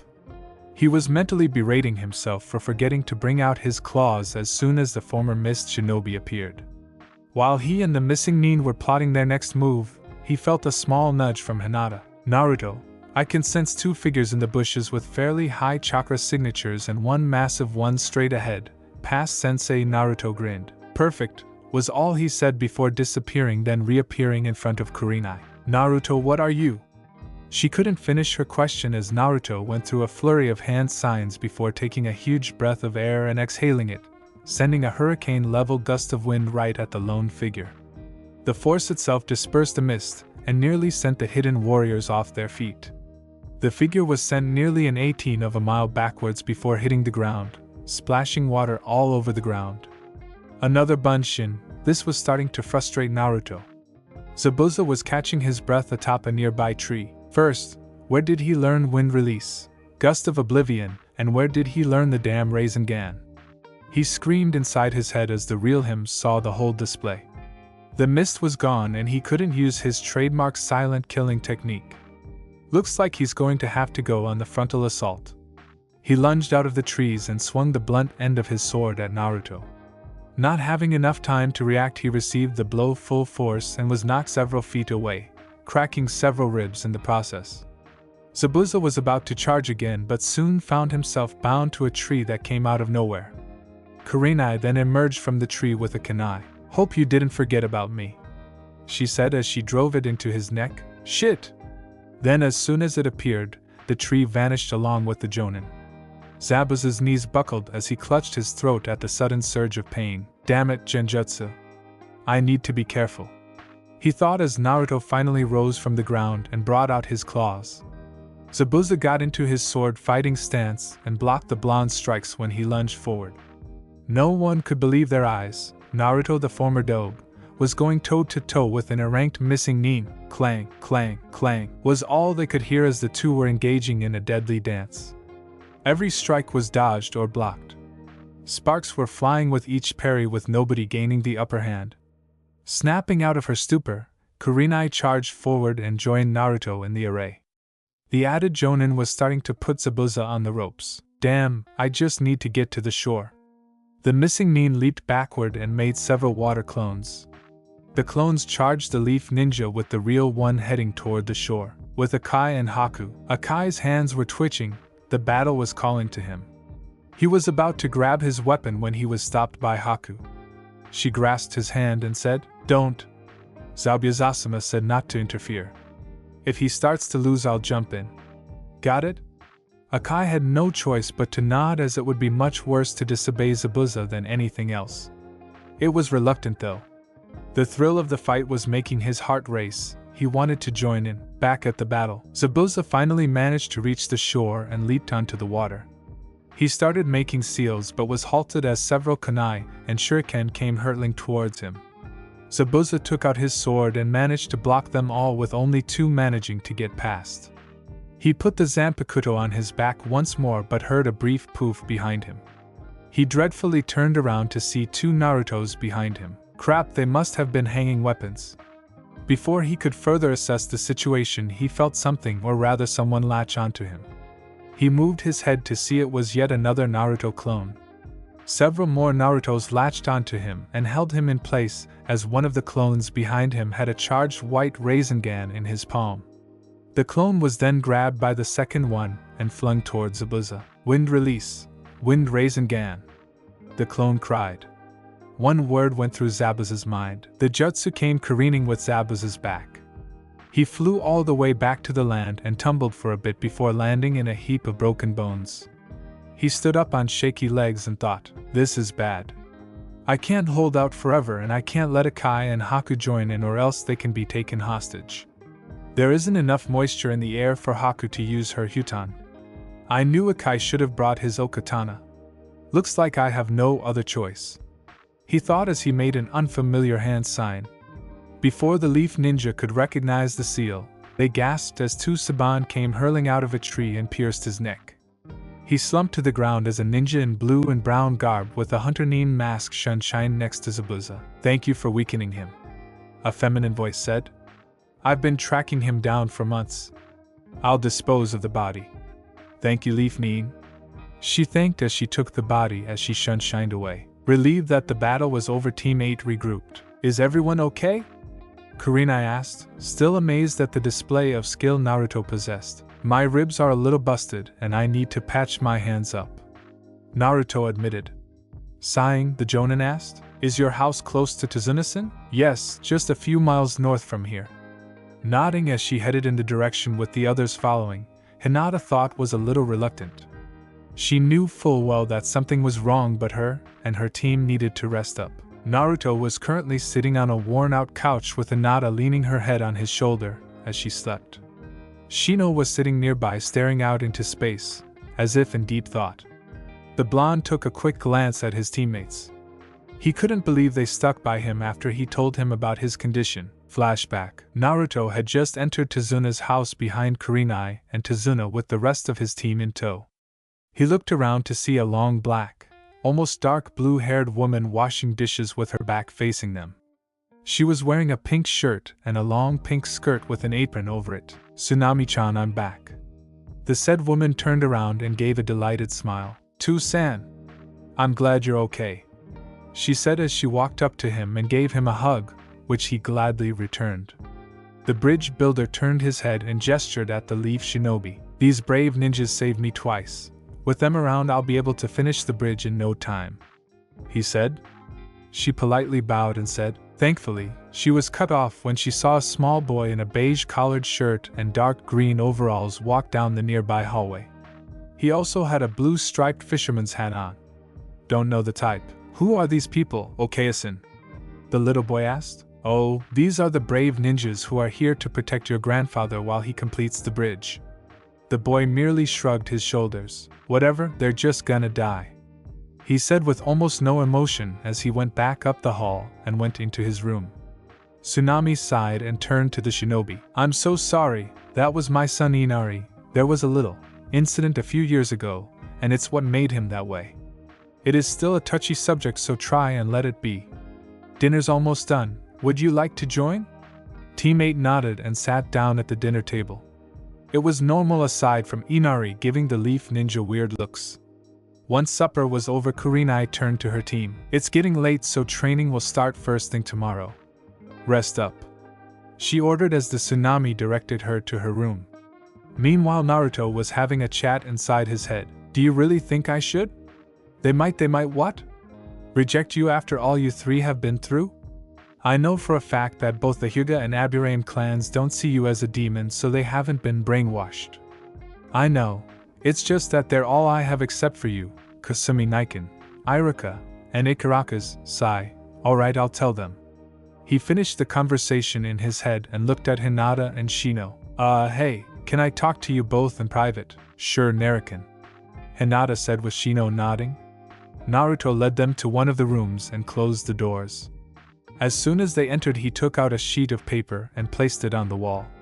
He made a hand sign and the seal briefly glowed neon blue and returned to its original condition. He then turned around to face his teammates, who both saw the distraught look on his face. Look guys, there is something I got to tell you. What is Naruto-san? Shino said, his voice laced with concern. Yes, Yondaime killed it at the cost of his own life, the bug user said, not sure where this was going. Naruto looked down and said, no, that isn't true. While the Yondaime was strong, even he couldn't kill a demon. The clan heirs were stunned at hearing that. He had to seal it within something, or rather someone. Their eyes widened as they were putting the pieces together. Then that means Hinata stuttered with Naruto nodding. Yes, the fox attacked the village on October 10th, my birth date, so the Yondames sealed it within me, he said as he lifted up his shirt and saw nothing. But when Naruto pushed a little bit of chakra through his body, a very complex tattoo-like image appeared on his stomach. And not just anyone, not wanting a family to live with the burden, he sealed it within his only son. Naruto wasn't sure what to expect: fear, hatred, disgust. But what he didn't expect was for Hinata to walk up to him and unravel him in a hug, with Shino placing a hand on his shoulder. Naruto, we don't care about that. You're still our friend. I concur. Despite your condition, we know full well you're no demon, Shino said, as no demon would do anything Naruto has done for as long as he knew him.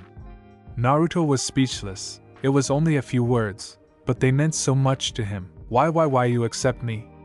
He stuttered out. Of course, Naruto, what did you think was going to happen? Naruto noticeably flinched. Well, Yondame's dying wish was for his child to be seen as a hero, but that wasn't the case. The moment the Sandame announced I was a Jinchuriki, a human sacrifice, the whole village called for my death. The two gasped at that. The death of an infant? Over the course of my life, a majority of the village made my life miserable. Stores wouldn't let me buy anything or charged me 3 times the amount of something in poor condition. I was kicked out of the orphanage when I was 4 and had to be given an apartment in which I had to pay the bills, which the landlord overcharged. I made it thanks to Ajazan giving me an allowance. When I entered the academy, the instructors would sabotage my training or ignore me completely. They rigged my tests every time, hence why I was the dope. And the worst part, when I was younger, the village would form mobs and beat me within an inch of my life. It was always worse on my birthday.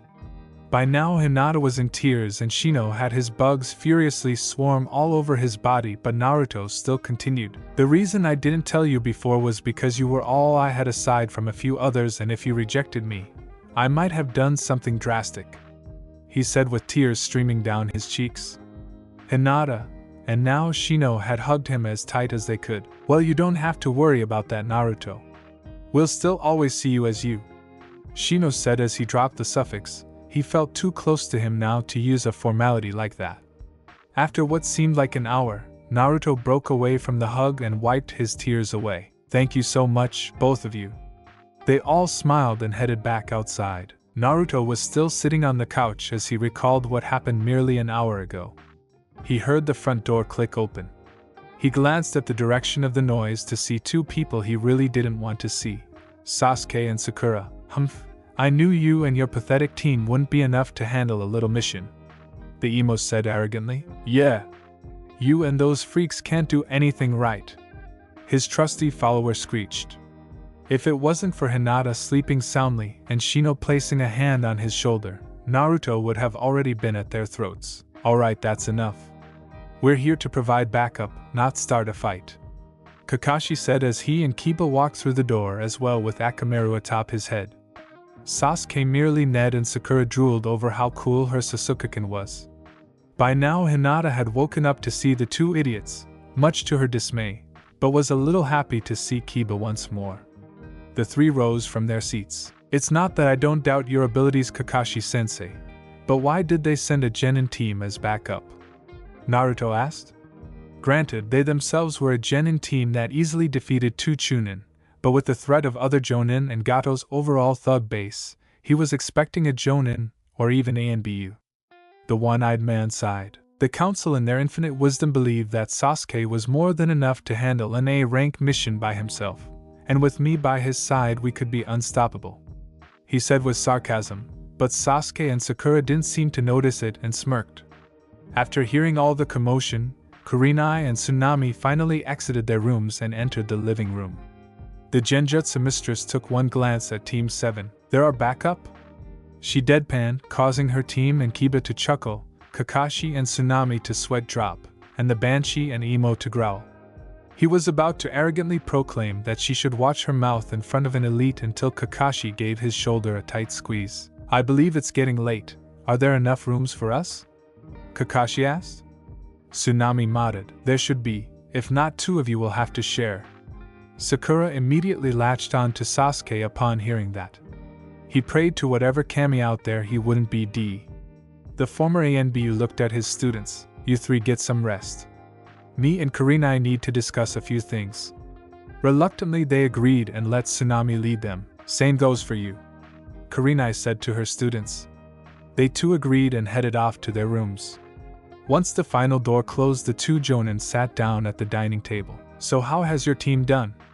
Kakashi asked, pulling out a small flask of sake. Kurenai smiled proudly and said, Great, with them being friends, their teamwork is excellent along with their independent skills. You know I've seen Hinata is more confident but she still wears that coat, why is that? Well, she first wore it because she was self-conscious about her body, but now she wears it so other boys don't stare at her since she has developed a little early, Kurenai said. It was a bit of a surprise that Naruto suggested it, but after hearing when the two went out on a date without the coat, every boy his age kept staring at her assets, making her feel uncomfortable, she wholeheartedly agreed. The one-eyed jonin took a sip of the sake and sighed. Well, my team isn't even close to being great.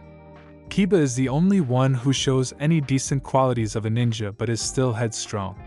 Sakura does absolutely nothing at all except stare at her precious Sasuke-kun during practice with no desire whatsoever to learn anything. She's a worst-case scenario fangirl. Sasuke, don't even get me started with Sasuke. He frequently demands I devote all of my time to train him and still seeks guidance from others in order to kill his brother. No doubt he'll abandon the village for more power once he bleeds Kanoha dry.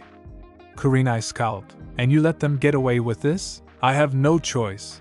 I've tried to report this to the Hokage, but he is always halted by the council into doing no more than a warning.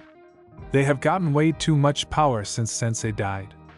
Thankfully, since we're out on a mission, he has no choice but to answer me, he said, smirking at the end. Now was the perfect time to give him a good case of humility. Kurenai shook her head at seeing how much the brat was spoiled. Man, I worry about that kid. Seeing his entire clan killed by his brother was one thing, but the village has filled his head to the brim with lies about him being a kami amongst kamis. 50 Ryu says he'll get killed on his first solo mission. I don't doubt that. He'll also get others killed because of his arrogance. He probably sees human beings as mere stepping stones for him to reach his goal. Itachi really screwed him up with that damned Sharingan, the male jonin said, taking another swig of sake. Kurenai stood up from her chair. Hopefully we'll break him out of his funk before it's too late, she said, though even she was severely doubting that. Good night, she called as she walked down the hallways. Night, Kakashi called back. I'm not an alcoholic, but I'm planning on it. He thought of taking a gulp of sweet stress reliever. The next morning, nearby forest. After a light breakfast, Team 7 and 8 were all standing in a small clearing. All the students were lined up next to each other with their respected sensei opposite them. Kakashi spoke first. Okay, my team will be learning to climb trees without the use of their hands. Everyone was shocked at hearing that, but for different reasons. But sensei, that's impossible. Team 8 just gave Sakura an "Are you f***ing kidding me" look. Well, at least Hinata S. Hinchin beat her as the top kunoichi of the year. The team thought at the sheer stupidity of her. Kurenai sighed. Kakashi, it's been over a month, and you still haven't taught them tree walking. For Kami's sake, I taught my team that in the first week. Hinata and Shino are on water walking and Naruto is already on kunai balancing. Sasuke gritted his teeth at how strong the clanless freak, as well as the inferior clan heirs, were getting. He was an Uchiha, so he should have that kind of power so he can kill him. I wanted to teach them that just as early as Kurenai, the one-eyed jonin, defended. But with Sakura's lack of motivation to learn and Sasuke wanting to learn more powerful jutsu and your overall laziness, the female jounin mentally added, we just couldn't find the time. Teammates scowled at how poor of an excuse he had, but was surprised when they saw a faint smirk outline his mask.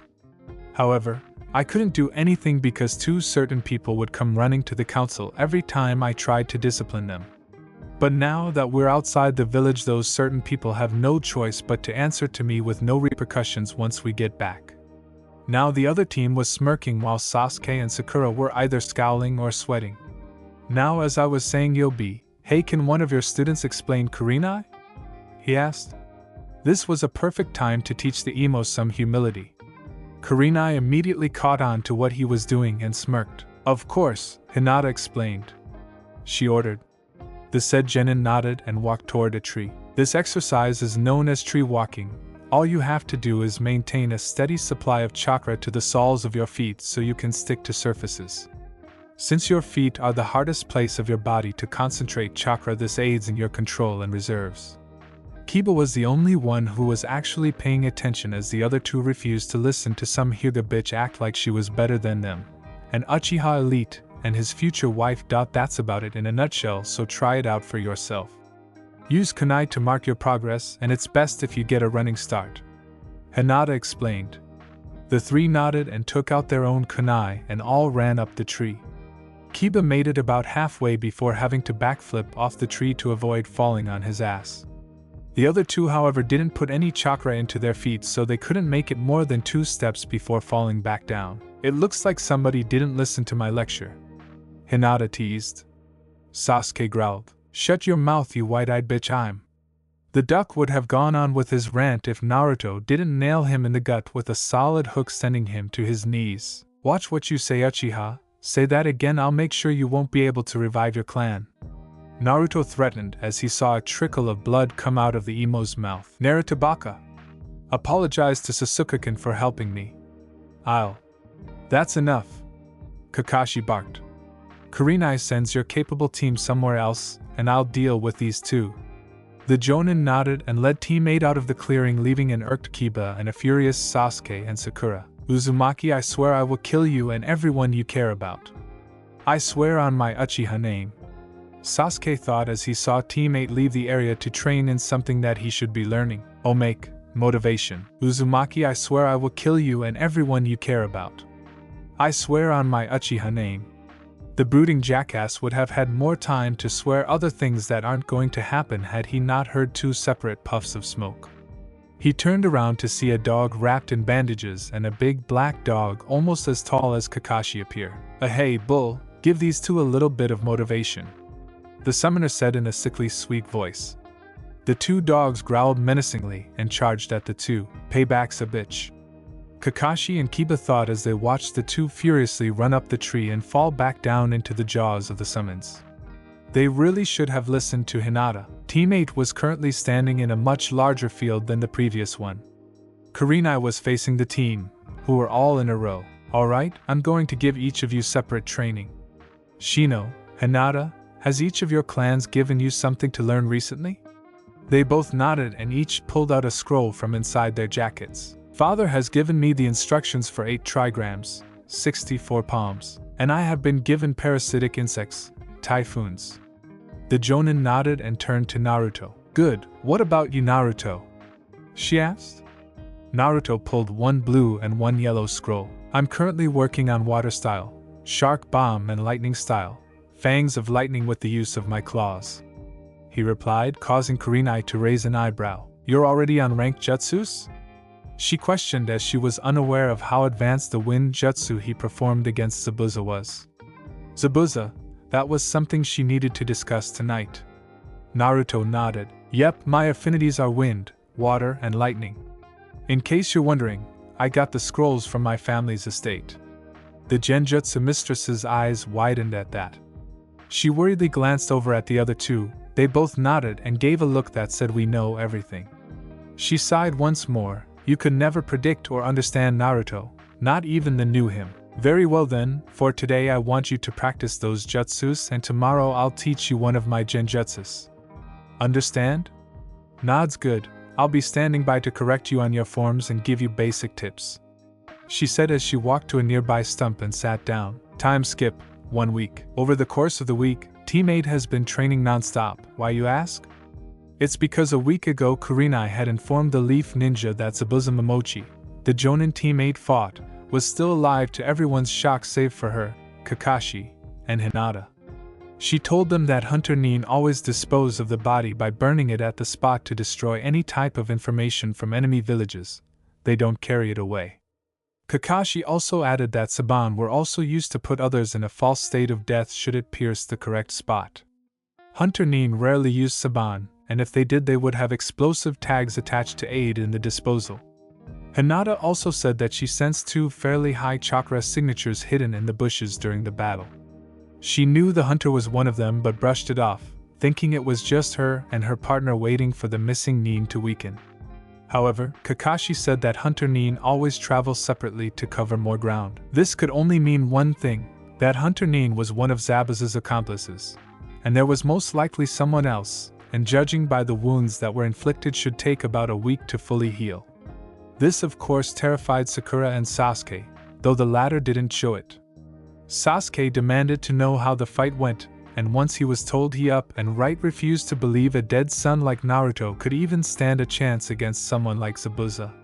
Sakura of course was in full agreement, saying that they all just made it up to make Naruto look cool. Oh, how everyone present wanted to smack the bitch around. Speaking of Team 7, Kiba was by far Kakashi's favorite student. While he was still a little headstrong, he was attentive, and was always willing to learn. He managed to master tree climbing after the second day, and was working on a modified version of his Fang over Fang. While Sakura struggled with tree climbing, she immediately mastered it after Kakashi re-explained the method. This of course infuriated Sasuke, and he flat out insulted her by saying she only got it down because she had so little chakra. That did bring her down a bit, she was just trying to impress him. She instantly shook it off, thinking he was just tired and frustrated. Kakashi was really getting sick of how damn delusional she was. She thinks she doesn't have to be a ninja because Sasuke will always save her, her white and shining armor. The same person who has never even looked in her direction, or any other girl for that matter. It makes some people wonder. Kakashi tried constantly to explain the reality of what was going on, but she always ignored him. Sasuke was able to get the exercise down after 3 days, but kept demanding that he be trained in advanced techniques. The village really did screw up these two by filling their heads with lie after lie. Team 8 was curious as to why the Cyclops shinobi was putting up with their shit. Once this mission is over, they need to get the answers out of him one way or another. Team 8 was doing far better.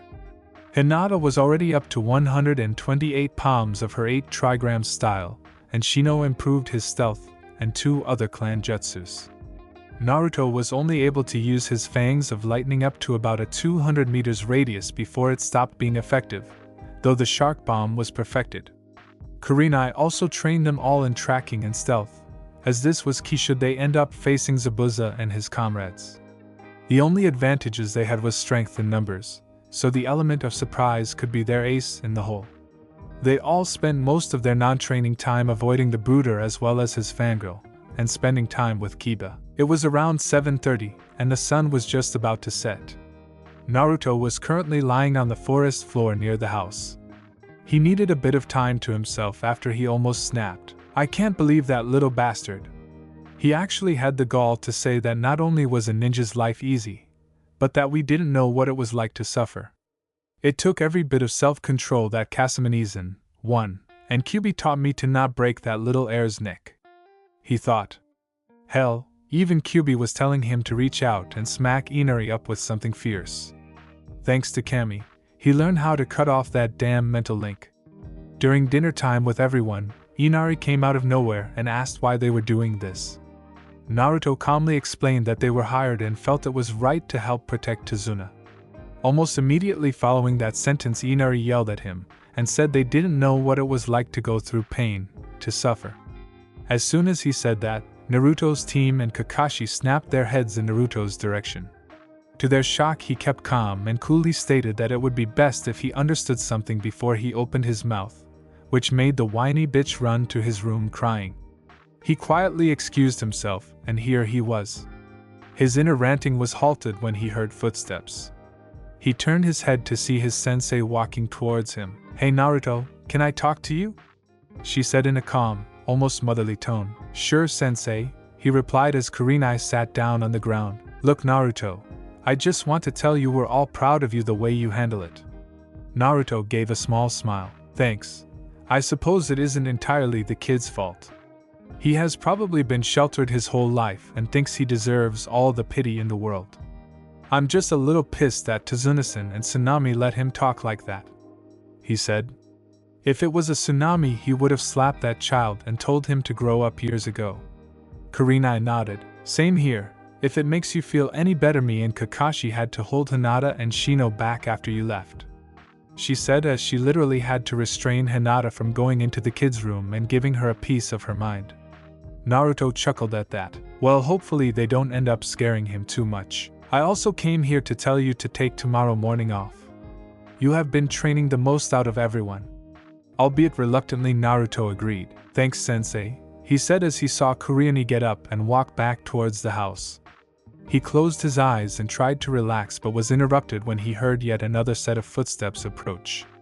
He opened his eyes and gazed over at the sound to see a young girl, roughly his age, walk toward him. She had long black hair that reached her shoulders and a figure that made Kyubi cat call inside the blonde's head, much to his ire. She was wearing a pink dress and was holding a basket filled with an assortment of herbs. You know you shouldn't be out here so late, you could catch a cold, she said in a gentle voice that was all too familiar to him. Naruto sat up and looked at her. Thanks for your concern, but I'm about to leave, he said as he looked over at the girl's basket's contents. Herbs, huh? Do you study medicine? He asked as he could have sworn he saw a faint pink blush adorn her cheeks. Were her eyes lowered to his abs? Nah.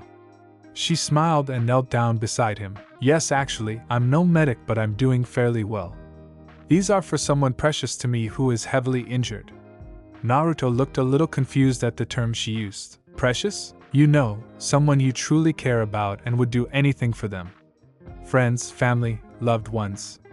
Naruto contemplated that precious. Kasumi, Ichiraku Sensei, Kurenai Sensei, Hinata, Shino, Kiba, Shikamaru, Sarutobi, Tuchi, Iam, and Konohamaru came across his mind. He must have been thinking for quite some time as he was brought out of his thoughts by the girl thanks to her placing a hand on his shoulder. I'm sorry, what did you say? He questioned as his gaze returned to the girl. I asked if you were a shinobi?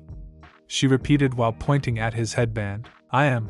I've been training for almost a week straight. You seem pretty strong to me, she pointed out. Well, as someone close to me said, you can only get stronger, he said as he remembered Kasumi using those exact words countless times. Why do you fight? The black-haired girl asked. Naruto blinked. That was out of the blue. What? Why do you fight? For money? Fame? To protect somebody? Naruto gave a light chuckle. I've been wondering about that myself. It used to be to gain the respect of my village, but that's changed. The girl could sense a small amount of venom in his voice and didn't pursue the matter. Well, if I was a ninja, I would protect the ones precious to me. To me, that is the only way to become truly strong. I care about them more than myself, and that would push me to greater lengths. With them, I could overcome anything. Naruto sat there stunned. It was starting to make sense to him now. Why did he punch Sasuke a week ago? To defend Hinata's honor, to protect her. Why did he stand up for Shino when he was being picked on back in the academy? To protect him because he was related to being an outcast to most people. He always felt a little bit stronger when he was fighting for others instead of himself. While he was thinking about the new window to a new philosophy, the young girl glanced at the now fully set sun. It's getting late, I should be going. I hope you think about what I said. My name is Haku, by the way. Okay, see ya. I'm Naruto. Good night, Haku. She smiled. Good night, Naruto, she replied while leaving the forest, mentally berating herself for coming here alone and without her Senban.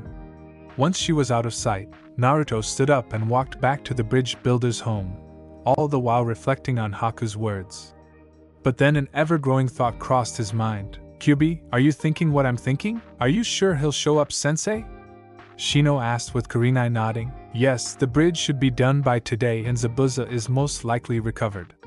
This is his last chance before he fails his mission. Teammate was standing outside of Tazuna's house, making last-minute preparations before they set off to the bridge.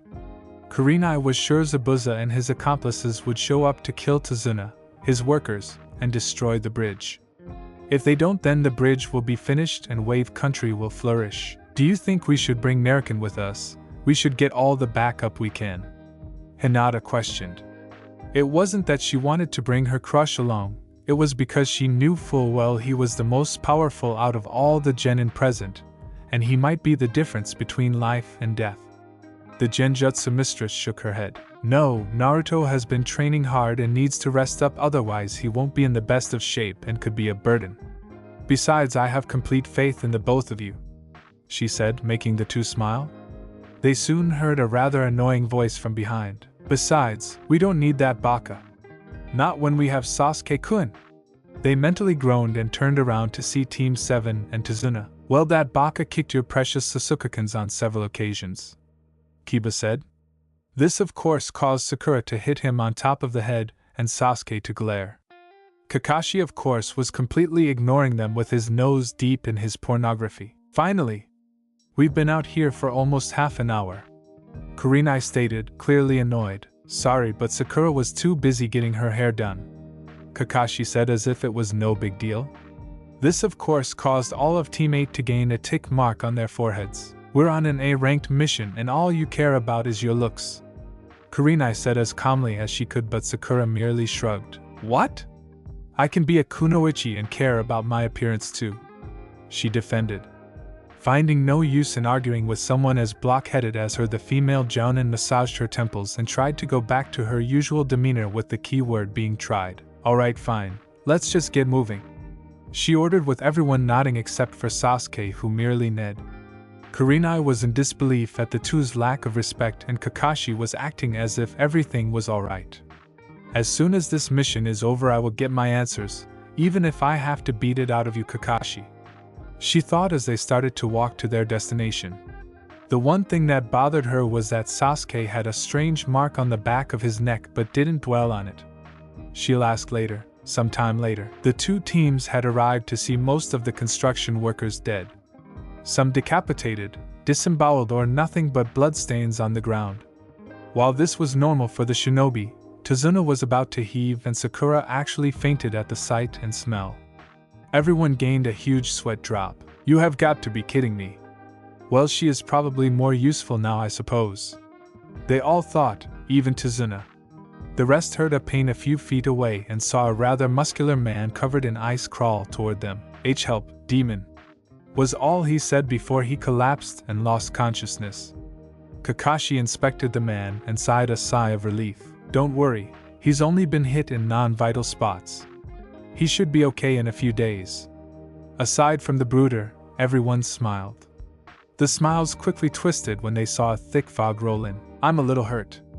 Instead of sending ANBU or Jonin, they send a few more brats, and Kakashi the copy ninja. One of them actually passed out just from the sight and scent. Pathetic. Being arrogant and having poor excuses from ninjas isn't a good combination for Kanoha, an all too familiar voice said. Copy ninja? All the genin thought. It seems that blonde brat isn't here. What a shame. I wanted a rematch.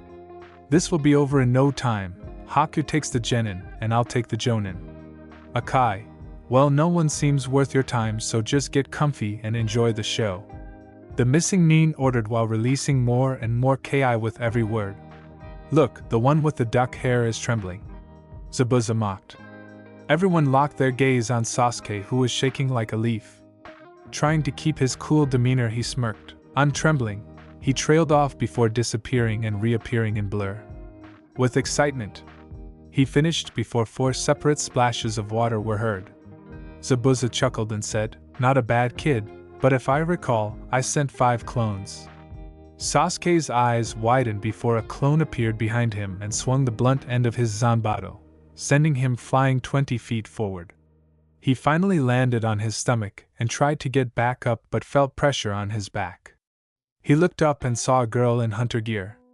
The brooder was really lucky he didn't see the smirk behind her mask, because it pretty much said you're my bitch now. Back at Tazuna's home, Naruto was still sleeping peacefully in his room. Kyubi, however, was wide awake and bored, so he decided to play a little prank of his own.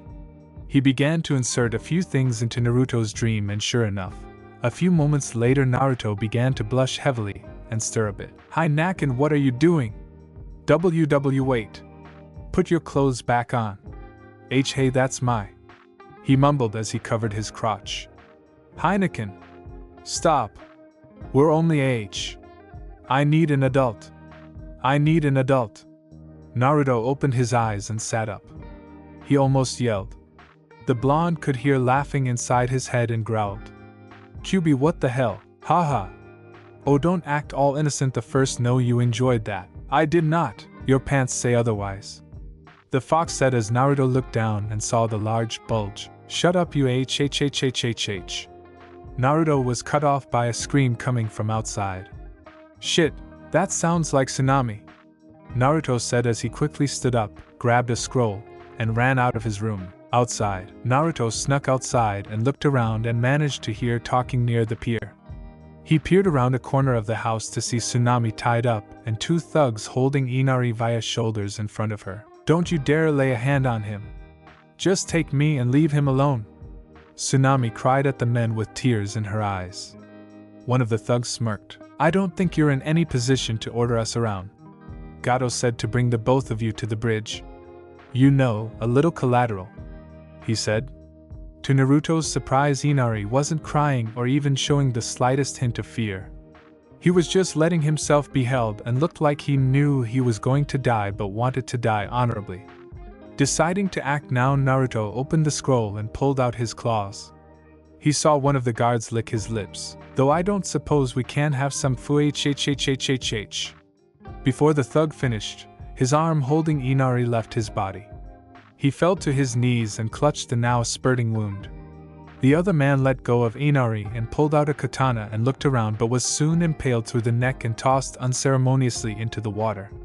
Tsunami and Inari looked to see Naruto covered in blood and a sincere expression on his face. "Sorry you two had to see that," he apologized as he walked toward the bridge builder's daughter and cut her loose. He was then glomped on by her and her son. The blonde managed to push them off and asked, "Where is everybody?" "They all left for the bridge," Tsunami answered, making Naruto's eyes widened. "Shit! Zabuza's probably healed up by now." "Listen, I don't have a lot of time, so I'm just going to say that I'm proud of you, Inari, for being brave. My sensei informed me about what happened to you, father, and I want you to know that he was one of the most courageous men I've ever heard of. Don't lose your faith, heroes do exist. I want you to be brave and protect your mother in case someone else comes back. Got it?" Inari nodded. "Good, I'll be back and I promise you Tazuna will get out of this alive." He finished and quickly sunshined to the bridge, leaving a smiling Inari. He hasn't smiled in ages. At the bridge, Naruto reappeared about a quarter mile away from the bridge, but saw that it was almost completely covered in mist. He poured a small amount of chakra into his eyes and was able to view everything much sharper than usual. "I love these enhanced senses. Let's see, Kakashi Sensei has his Sharingan out and is fighting Zabuza with Kurenai Sensei providing support. Heineken is protecting Tazuna, Sakura is passed out and still completely useless, and the rest are fighting Haku. I've never seen the other guy before, looks like he's carrying a Zanbato and an Okatana.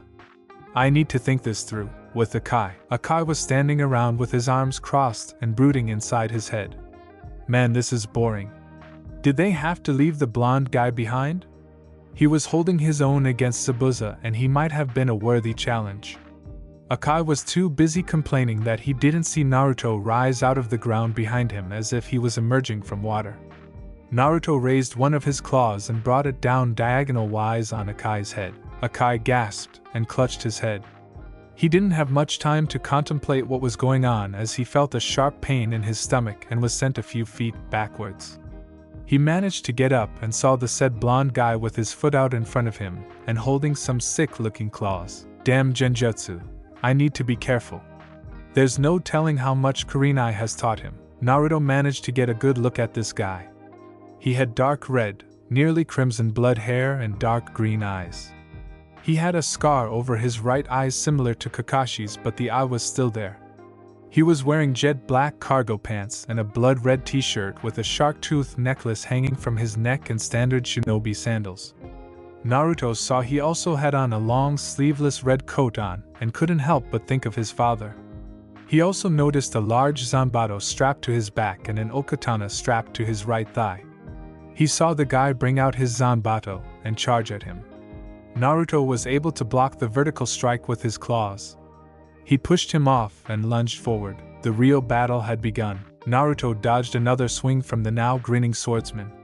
He tried to go for a swipe, but the red-haired teen raised his zanbato and blocked it. Naruto pushed off and was able to get a little bit of distance between him and his opponent by jumping back so he could catch his breath and plan out his next move. Okay, Kenjutsu is definitely out. Let's see. I'll try to pick him off with a few ninjutsus and trap him in a genjutsu when he lowers his guard. Man, that smile is starting to creep me out, Namikaze thought. While said smile was not that of a bloodthirsty killer, it still made him seem like he was off. Whoever he was obviously enjoying himself. Before the blonde could initiate his plan, the older boy chuckled and said, "You're a good kid, what's your name?" "Mine is Akai Kendo," Naruto Uzumaki replied. Akai's grin dropped for a moment, while he thought, "Uzumaki, huh? I need to be careful. He seems to be able to perform ninjutsu without hand signs and calling out the name. Not to mention the Uzumaki specialize in kenjutsu and sealing. Wait, didn't that scroll I found have an Uzumaki on it? I think it was Kushina, but maybe shit."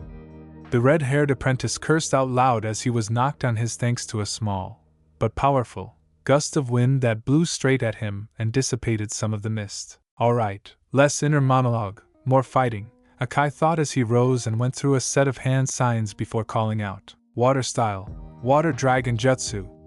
To the blonde's shock, instead of water rising up from the sea below, a fully formed water dragon launched itself at him, seemingly out of nowhere. Wanting to question that later, Naruto said, "Water style, wild vortex jutsu."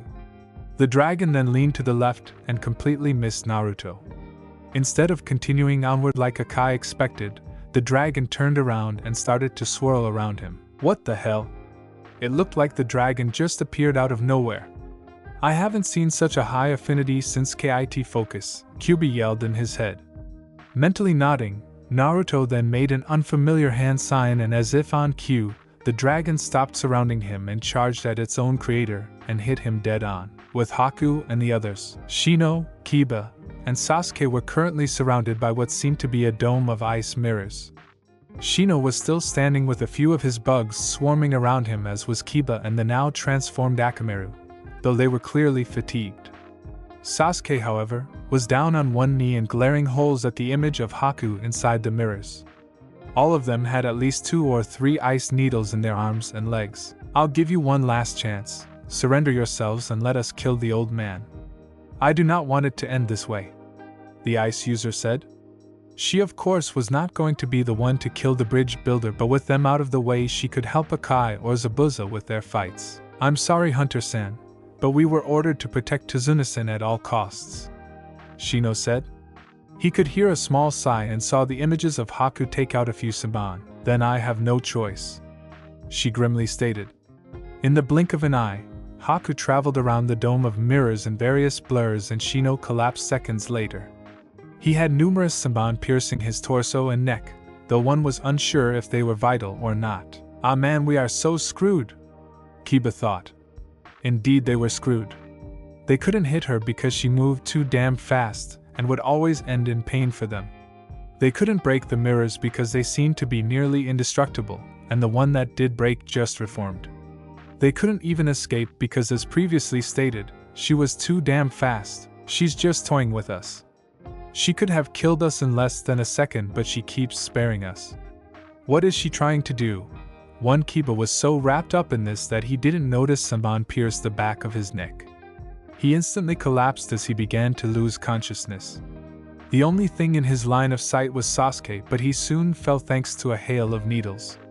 But as soon as he hit the ground, he went up in a puff of smoke to reveal someone else. "Akamaru," was all the Inuzuka could mutter as darkness enveloped him, with Naruto and Akai. While all this was going on, the dragon struck Akai and burst into water on impact. Naruto glanced around to see the teenager, but to no avail. No more than a second later he felt a cold metal against his neck. Mizubunshin thought as he turned his head slightly to see a still grinning Akai holding his okatana against his neck. "Feel you're good. But as they say, all good things must come to an end." Boom. Before the blood-red-haired boy could finish his sentence, Naruto went up in a small explosion that sent him flying backwards. Akai was still able to get up, but much slower than usual, and was panting heavily. He was covered in burn marks, and some of his clothing was ripped from either the heat of the clone's self-destruct or the sheer force of it. Every time I open my mouth I get interrupted and knocked off my ass. I'm starting to hate this little. He growled in his head. The older boy managed to regain his senses after a moment, but was horrified to see two things in front of him. They were two people crucified to wood, both bleeding from their eyes, noses, and mouths. One was male and the other was female, and they both had red hair. Their whole bodies looked beaten and nearly all of their clothes were drenched in blood. Kaiken, get out of here. The female stuttered at him as more blood poured her mouth and onto her torn clothes. This was so gruesome, and yet Akai could not look away. Kasan 1000? He questioned in almost a whisper. Son, get out of here, the me. Mizuki's men will find you. His father weakly ordered. No! I'm not going to leave you two again. Akai yelled as he ran as fast as he could at them. But as soon as he was within arm's reach, the two vanished into thin air. Seeing as he failed to save them once again, Akai fell on his hands and knees and silently cried. Meanwhile, Naruto observed the whole scene with a solemn expression. He couldn't help but feel a small form of sympathy. Seeing the two you care about the most be butchered in front of you is something you can't just shake off, and despite everything Naruto has been through, he still couldn't even think about that happening to him. So this is what Sensei warned us about the hell viewing technique. I'm afraid so, but he is still an enemy and must be dealt with accordingly. Kyubi reminded the blonde. He wasn't that big on kicking a man when he was down, but this was the perfect opportunity to deliver a killing blow. Naruto nodded while drawing his claws and was about to charge at him, but he saw Akai lift up his head. You bastard, he said with tear-stained eyes. Then, without warning, released a huge amount of Ki that even made Zabuza flinch during his fight. Oh boy, I've only felt Akai this pissed before once, and it wasn't pretty. I don't envy the brat right now. The missing Nin thought. Haku also felt the Ki and worriedly thought. Nizan, they'll ing kill you. The apprentice screamed as he drew his katana and ran full speed at him. Naruto barely had enough time to block the blow but still struggled under the power behind it. Akai began to swing with a decent amount of precision, and Naruto was having a lot of trouble keeping up with the dodging and was even starting to receive a few cuts. Not good, not good, not good. Got to end this as soon as possible, he thought, as he jumped away from the swordsman who was now just swinging wildly in hopes of hitting something. The Namikaze went through a flurry of hand seals before thinking. Wind style, wind prison jutsu. Air was starting to swirl around Akai and was beginning to pick up speed. Within a few moments, the crimson-haired teen was encircled in a large dome of constantly moving wind. Even after all that, Akai continued to swing in and at the dome. He didn't care what was going on, he was seeing red. Gradually, the swordsman began to slow down and was starting to look a little drowsy. Shit, it's draining my air supply. Akai mentally cursed as he began to calm down and noticed the dome was actually blowing air from inside and projecting it outward. Akai's knees started to buckle and finally collapsed onto the concrete floor. Once Naruto knew he was out, he released the jutsu and started catching his breath. Alright, we still need to take out Mr. No Brows and Haku. Kit, all those jutsu drained some of your chakra and caused a lot of strain. Take a breather, I'm sure the others are doing fine. No one can do Kyubi. I have complete faith in Sensei, but I'm not sure the others can hold their own against Haku. Besides, I think I have an idea. Damn it, Kit! I swear Naruto cut off the mental link before the demon lord could finish his threat and sprinted toward the dome of ice. Ugh, you're just as stubborn as your mother, Kyubi thought as he recalled how headstrong and reckless his previous container could be. Naruto finally managed to reach his destination and halted just outside the dome. He pulled out one of his claws and charged it with wind chakra. He gave one of the mirrors a good slash and saw that it barely put a scratch on it. While these things are tough, I don't think I have anything in my arsenal to break one of these that doesn't involve using Kyubi's chakra. I don't want to use it out in the open like this. I guess there is only one solution. The Jinchuriki ran into the dome to see Sasuke resembling a porcupine and everyone else on the ground. Dobe, what are you doing here? Uchiha angrily demanded. I'm here to help now, shut up and listen. He responded, but Sasuke merely snarled. I don't need your help, you clanless freak. I'm an Uchiha and I've got everything handled. Then what about them? Naruto asked while pointing at the downed clan heirs. Sasuke smirked and said, I made a little bit of use out of those 3 lower-class scum. The blonde's eyes narrowed dangerously. So you used them as human shields to protect yourself? The emo's smirk grew even more. Of course, they should be honored to sacrifice themselves for me. In a split second, Naruto cleared the gap and drove his fist right into the spoiled brat's nose, breaking it on impact and rendering him unconscious. I think I've heard enough, he said to himself as he glanced around to see the Hakus in the mirrors. I didn't come here to fight Haku, I came here to offer you a deal. While Haku was surprised that he knew who she was, she kept it hidden under a stoic expression. What kind of deal? I'm offering for you, Akai, and Zabuza to come back to Kanoha with us. Before you start denying, let me explain. I'm very close with Sandaime, and he owes me after all I've been through. Plus you and Akai are not registered shinobi, so you cannot be classified as missing nin. I can work out a deal with the Hokage. You also seem to have a bloodline, and Kanoha practically worships bloodline users. I'm part of a clan, and I will guarantee protection from anyone who wishes to adopt you into a clan or use you as a breeder. Why do you want to help us? We are the enemy, Haku asked, extremely confused at his generosity. Naruto sighed and said, I can't stand by and let this continue. I see a lot of myself in you and Akai. We have all gone through unimaginable pain and suffering, and I can see the 3 of you hate being on the run. You can be safe in my village. The ice user was still a bit confused, but this was her chance to end the constant danger of lowering her guard. How can I trust you? She asked. He sighed once more. I really can't. That is my offer, the leaf nin stated. Haku took a good look at Naruto and gazed into his eyes and saw no sign of deceit.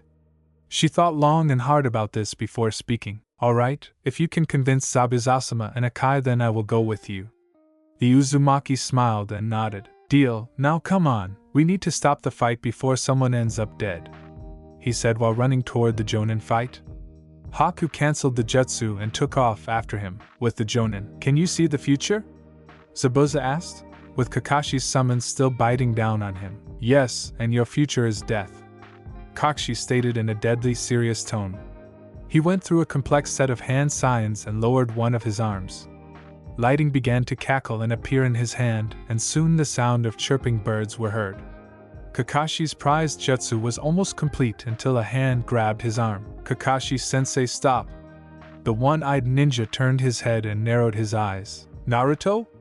What is the meaning of this? Wait, I think I can make this beneficial for all of us. Just give me a chance. If I fail, then I promise I'll allow you to kill no brows over there, he said as the missing nin growled at the nickname. Kakashi glanced over at Kurenai, who nodded and gave a heavy sigh. Very well then. But if you fail, then I kill him and you will face the consequences when we get back, he said as he cancelled the jutsu after Naruto nodded and let go. The blonde walked up to the still trapped Zabuza with Haku close behind. Zabuza, I have an offer for you and your apprentices. If you surrender, then I can guarantee you citizenship to Kanoha. Zabuza spat angrily. You think I'm just going to abandon my mission to live with a bunch of arrogant pricks? Naruto shook his head. Not everyone there is like that, just the civilians and a few shinobi. Don't worry, they're weak and can't do much to you. I will give you protection under my clan to prevent the civilian council from taking advantage of Haku and Akai. I know full well you're tired of being on the run, having to look over your shoulder to avoid capture. If you agree, then you will be safe and maybe even respected due to your swordsman status. Yeah, well, how do I know this isn't some kind of trap? He is telling the truth, Zabuza-sama. I sense no trace of trickery in him. This can be the only chance, Zabuza-sama, please, Haku begged. The Zanbato wielder sighed and thought about it, but he was still on the fence. Before the man could reply, he heard a somewhat dark chuckle off in the distance. You're kidding me. The demon of the mist and his 2 lackeys were taken out by a bunch of brats.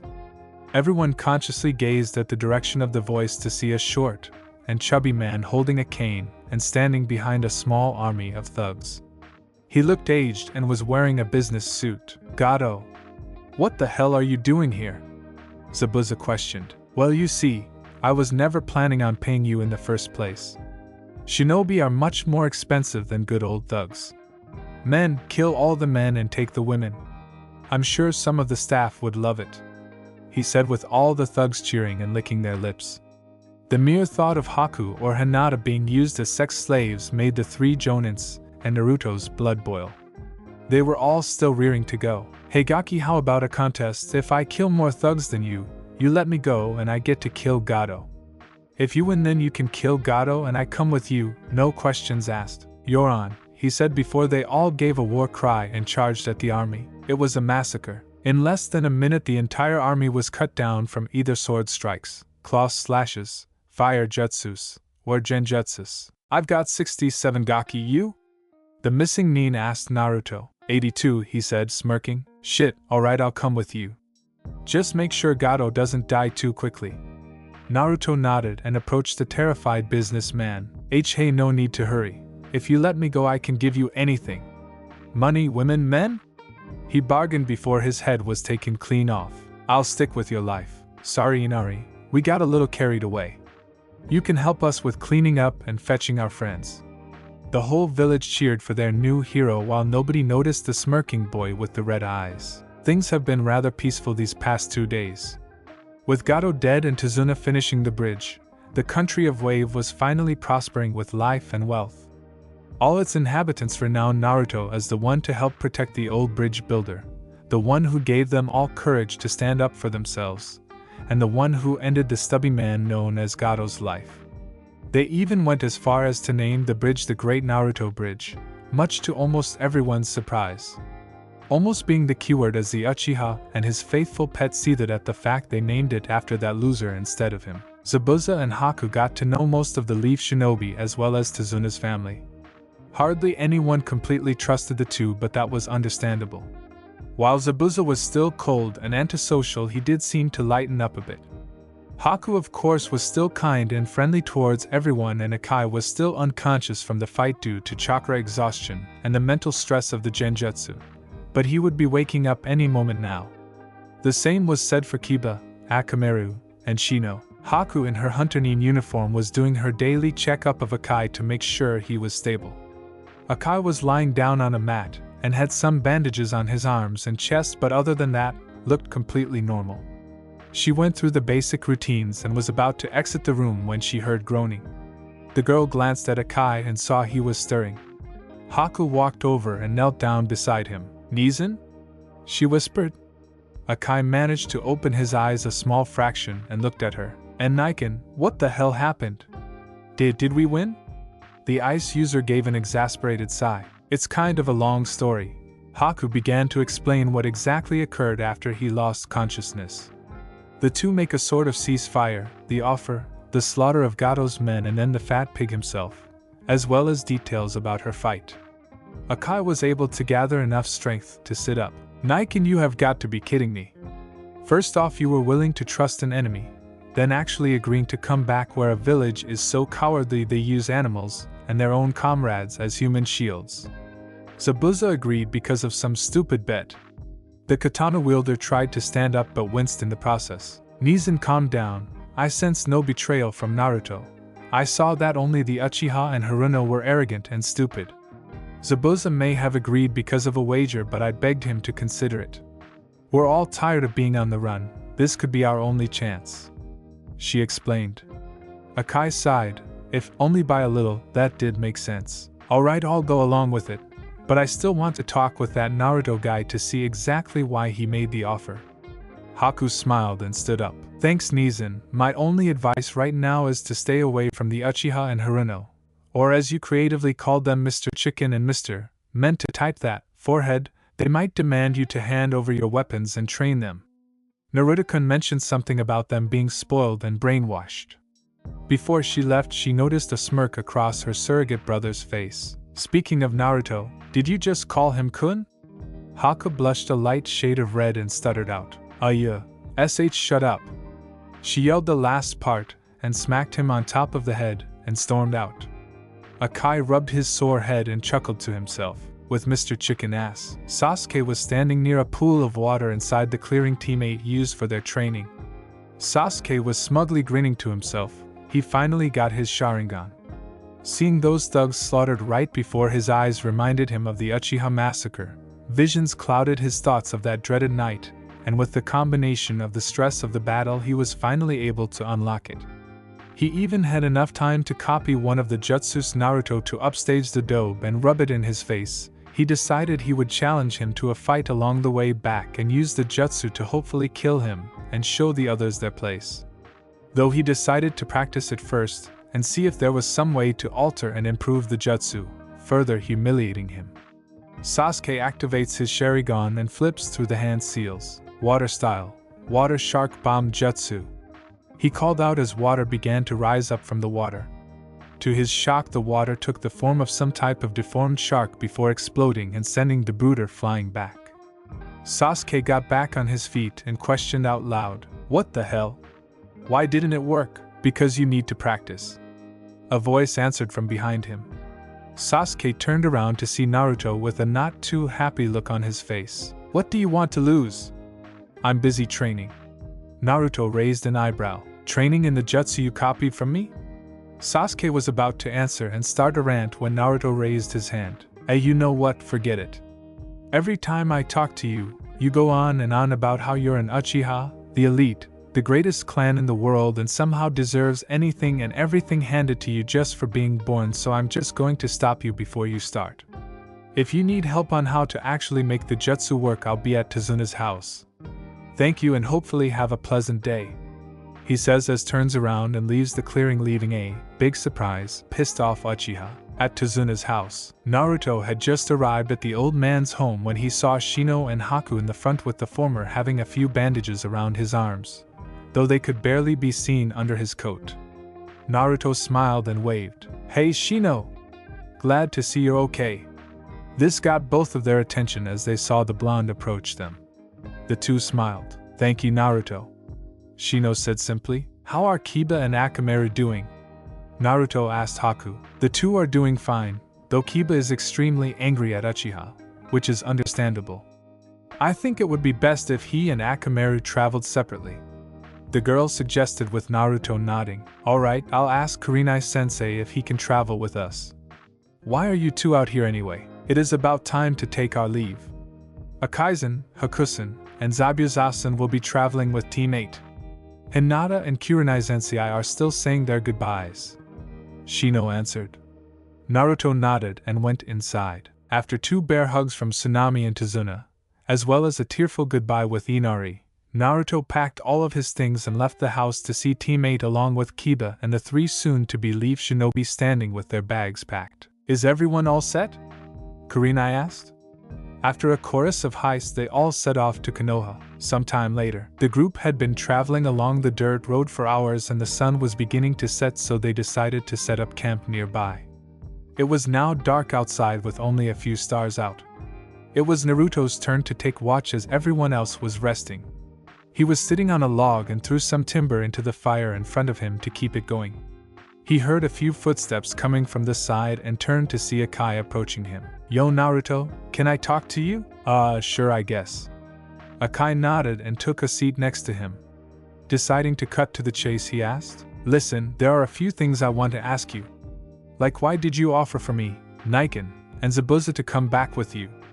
Naruto gave a small sigh. "I'm still kind of wondering about that myself. I guess I saw that you and Haku did nothing wrong, and yet you still had to be on the run, always on guard because of the person you chose to follow. I can see in yours and Haku's eyes that you both have been through a ton of pain. Sorry about the genjutsu, by the way." He apologized, but Akai waved his hand dismissively. "I can relate to that, and I can't stand seeing others go through that. I saw an opportunity to help you guys out and I took it. I'm very close to the Sandaime, so we could definitely work something out. The civilian councils are the ones you should look out for. They are selfish, arrogant, and stupid. All they care about is more money and more power. When the Yandaime died, they took advantage of grief and hysteria to gain more leverage. While the Hokage is a good man, he is getting old and needs to step down soon." "What do you mean you can relate to that?" The blonde looked down at that. "Do you know what a Jinchuriki is?" he asked as he heard Akai growl. "Unfortunately, the Mizukage was one." he answered, but his facial expressions turned to that of shock when he understood what he meant. You're a Jinchuriki? The teen nodded. Yep, of the Kyubi no Kitsune. He attacked the village and the Yondaime sacrificed his life, sealing it away from me. To help me with fitting in with the younger generation, the Sandaime passed a law forbidding anyone to talk about. Of course, he couldn't always keep an eye on me or the others, so nobody really followed it. I say I can relate to that because most of the village see me as the demon himself, and do their best to make sure I die or at least have a miserable life. They told their kids to stay away and hate me, they ignored and glared at me, they didn't allow me in their stores, and when I was younger they used to gather large mobs and beat me to near death. Akai was horrified at what they did. Why in Kami's name do you remain loyal to a bunch of monsters? He asked, genuinely curious. Naruto shrugged his shoulders. I'm just loyal to the ones that give a damn about me. The only reason I stick around is because if I leave then I'll be marked as a missing nin and hunted down like a wild animal, and I can't do that to the ones I care about. My old reason for becoming a ninja was to become Hokage, but seeing as the village will never accept me no matter what I do, I have a new reason. This may seem far-fetched, but I want to grow stronger to become the Kage of my own village.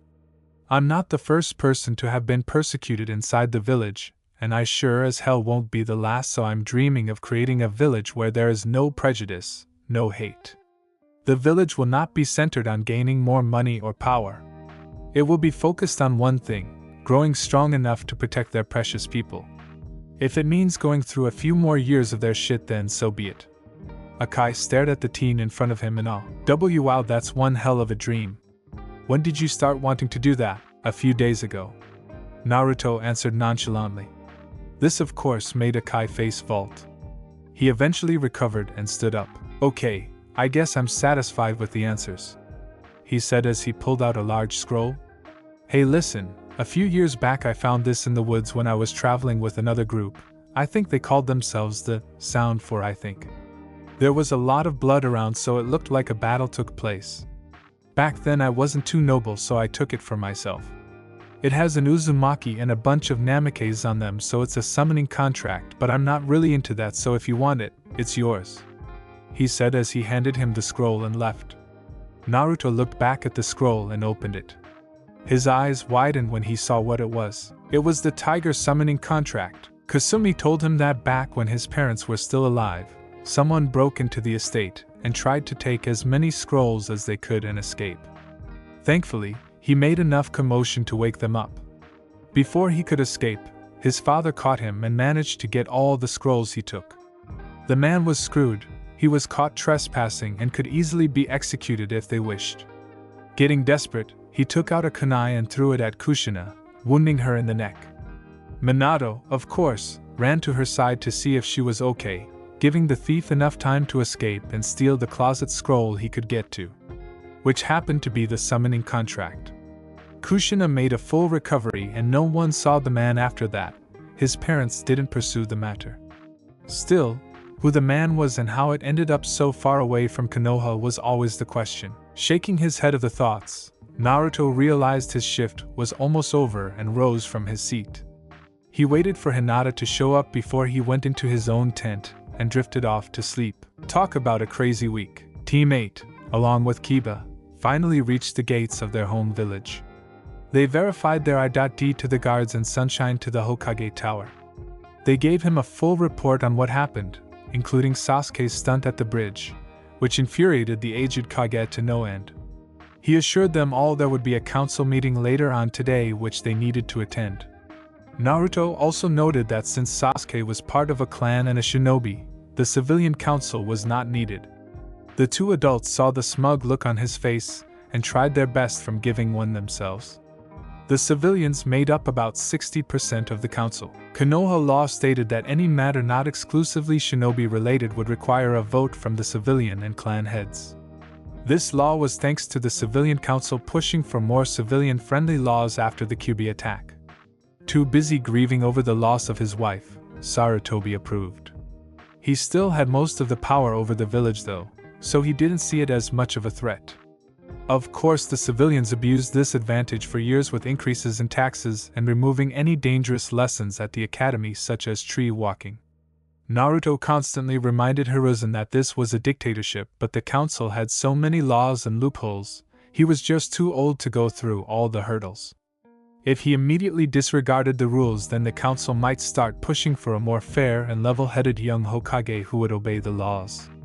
If that didn't work, they could always scare the civilians into becoming more hostile and could possibly start a civil war.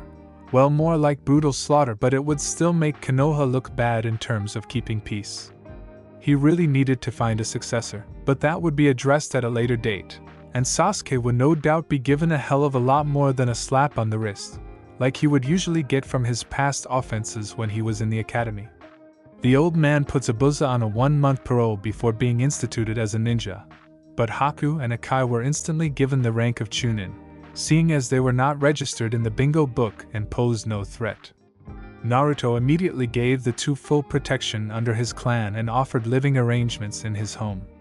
Albeit reluctantly, Sarutobi approved and dismissed them all. Once the five were excited, he made preparations for the council meeting. Later that day, Namikaze estate. The living arrangements had been set with the 3 new Kanoha residents at the estate. Haku and Akai would be in separate rooms next to each other, while Zabuza would have his room across the hall. Naruto's room was of course still down the hall from all of this. The 3 were all introduced to Kasumi, who also kept the fact who she was a secret.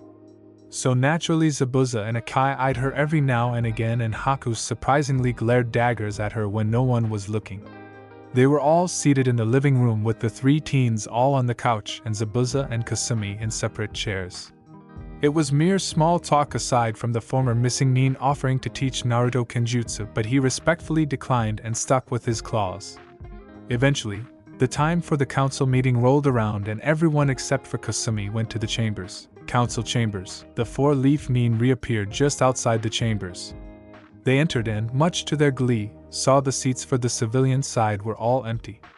Naruto turned his head to the right and saw Team 7 and the rest of his team standing off to the side. He gestured to them, and most of them nodded to acknowledge his presence. The other 3 took a good look around the room. It was a fairly well-lit room, and there were 2 rows, one for the clan head side and one for the civilian side. At the back of the room was a large desk, obviously meant for the Hokage. One by one the heads of their respected clans filled each of their empty chairs until Hiruzen finally sat down at the desk. He cleared his throat and spoke. I have called this meeting to discuss the punishment of Sasuke Uchiha's acts towards the Inuzuka clan heir, as well as Sakura Haruno's inability to fulfill her duties as a kunoichi. Will Sasuke Uchiha please step forward? The boy did as he was told for once, but had a look of impatience and annoyance. Sasuke Uchiha, there have been several eyewitness accounts of putting your own comrades in harm's way, nearly costing Kiba Inuzuka and his Niken Akamaru their lives. How do you plead? Sarutobi questioned with a hint of threat in his voice. Sasuke just snorted and said, Yeah, I used the stupid mutt to protect me, what of it? He should be honored that someone like me used him. But was taken aback at the levels of ki, mostly emitted by the aged man in front of him and the Inuzuka clan head, Sim, who happened to be Kiba's mother. With narrowed eyes Sarutobi said, I see. Well, seeing as we have a confession, I propose this. Sasuke Uchiha, you are hereby stripped of your rank and must resume the 4 years of the academy again. Once you graduate, you will be forbidden to take the Chunin exams for 5 years in Kanoha and 10 years in any other country. The Inuzuka clan will also take reparations directly from your bank accounts as well as your jutsu library. I think 80% is fair. All in favor? Every clan head member raised their hand with smug satisfaction. All opposed? Silence. Very well, Anbu escorts the Uchiha to his home to prepare for his generous donation. The civilians won't be able to save you this time. Anbu appeared and took the Uchiha away, still in complete shock. While all this was going on, Sakura's anger was growing with each passing second. How dare they do this to Sasuke-kun? She was about to snap at the Hokage of all people. Kakashi saw this and instinctively knocked her unconscious with a well-placed chop to the neck.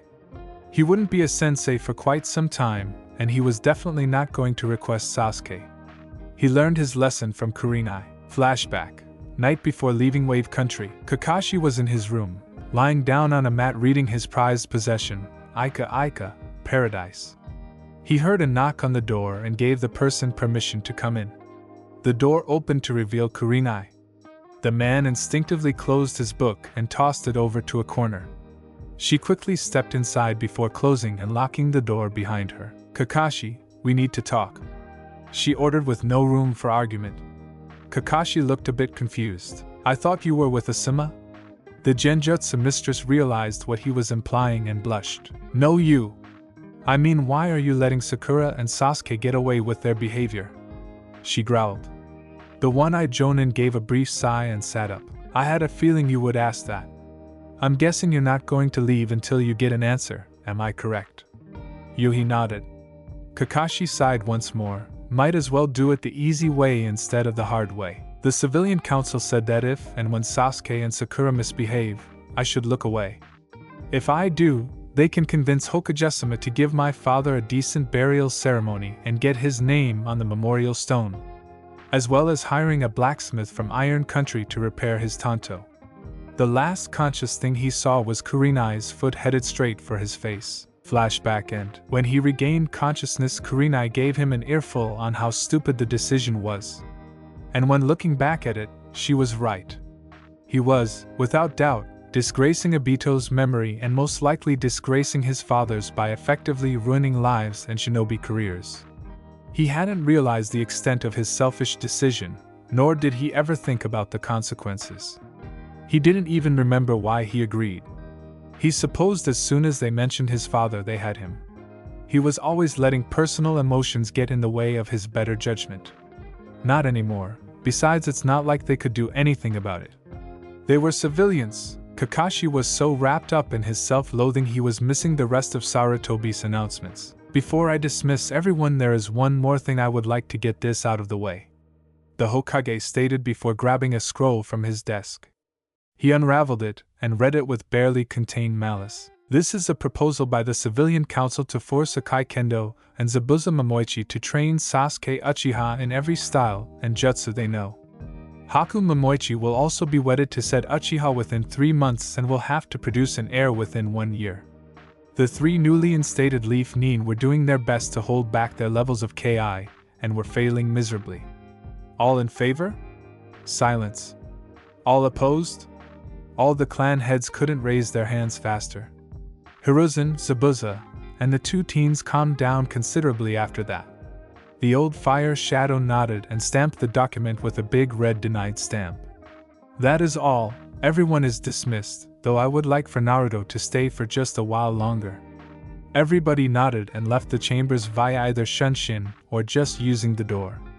Naruto approached the desk and asked, "What is Ajizan?" "Naruto, I was wondering if you would like for me to announce your heritage toward the Kanoha populace." The blonde immediately shook his head. "I'd rather that be kept a secret for now. Tusan did make quite a few enemies and I'm unsure if that Tsuchikage is a very forgiving person."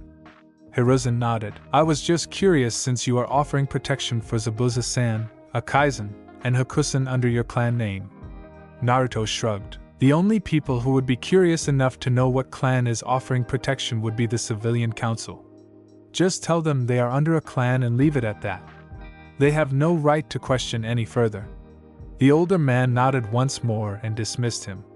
Naruto was about to leave but remembered something. "Oh, and if it isn't too much trouble, I would like for Akai to have a DNA test." Sarutobi raised an eyebrow. "With whom? When I was fighting him he had an exceptionally high affinity for water, and I see a bit of resemblance with him and Tobirama. The chances that he is related to Nidaime are very slim, but I need to make sure." "You honestly think Akaizen is a Senju?" "Like I said, it's just a hunch, but I think we should do it just to be safe." The Hokage was silent for a minute. He did see a bit of his old sensei in the boy, but just his spiky hair. Still, a test wouldn't cause too much harm. "We do have a sample of Tsunade's blood before she leaves. I'll send an ANBU to your estate to summon him." Naruto smiled. "Thanks, Ajizan." He thanked before disappearing in a swirl of leaves.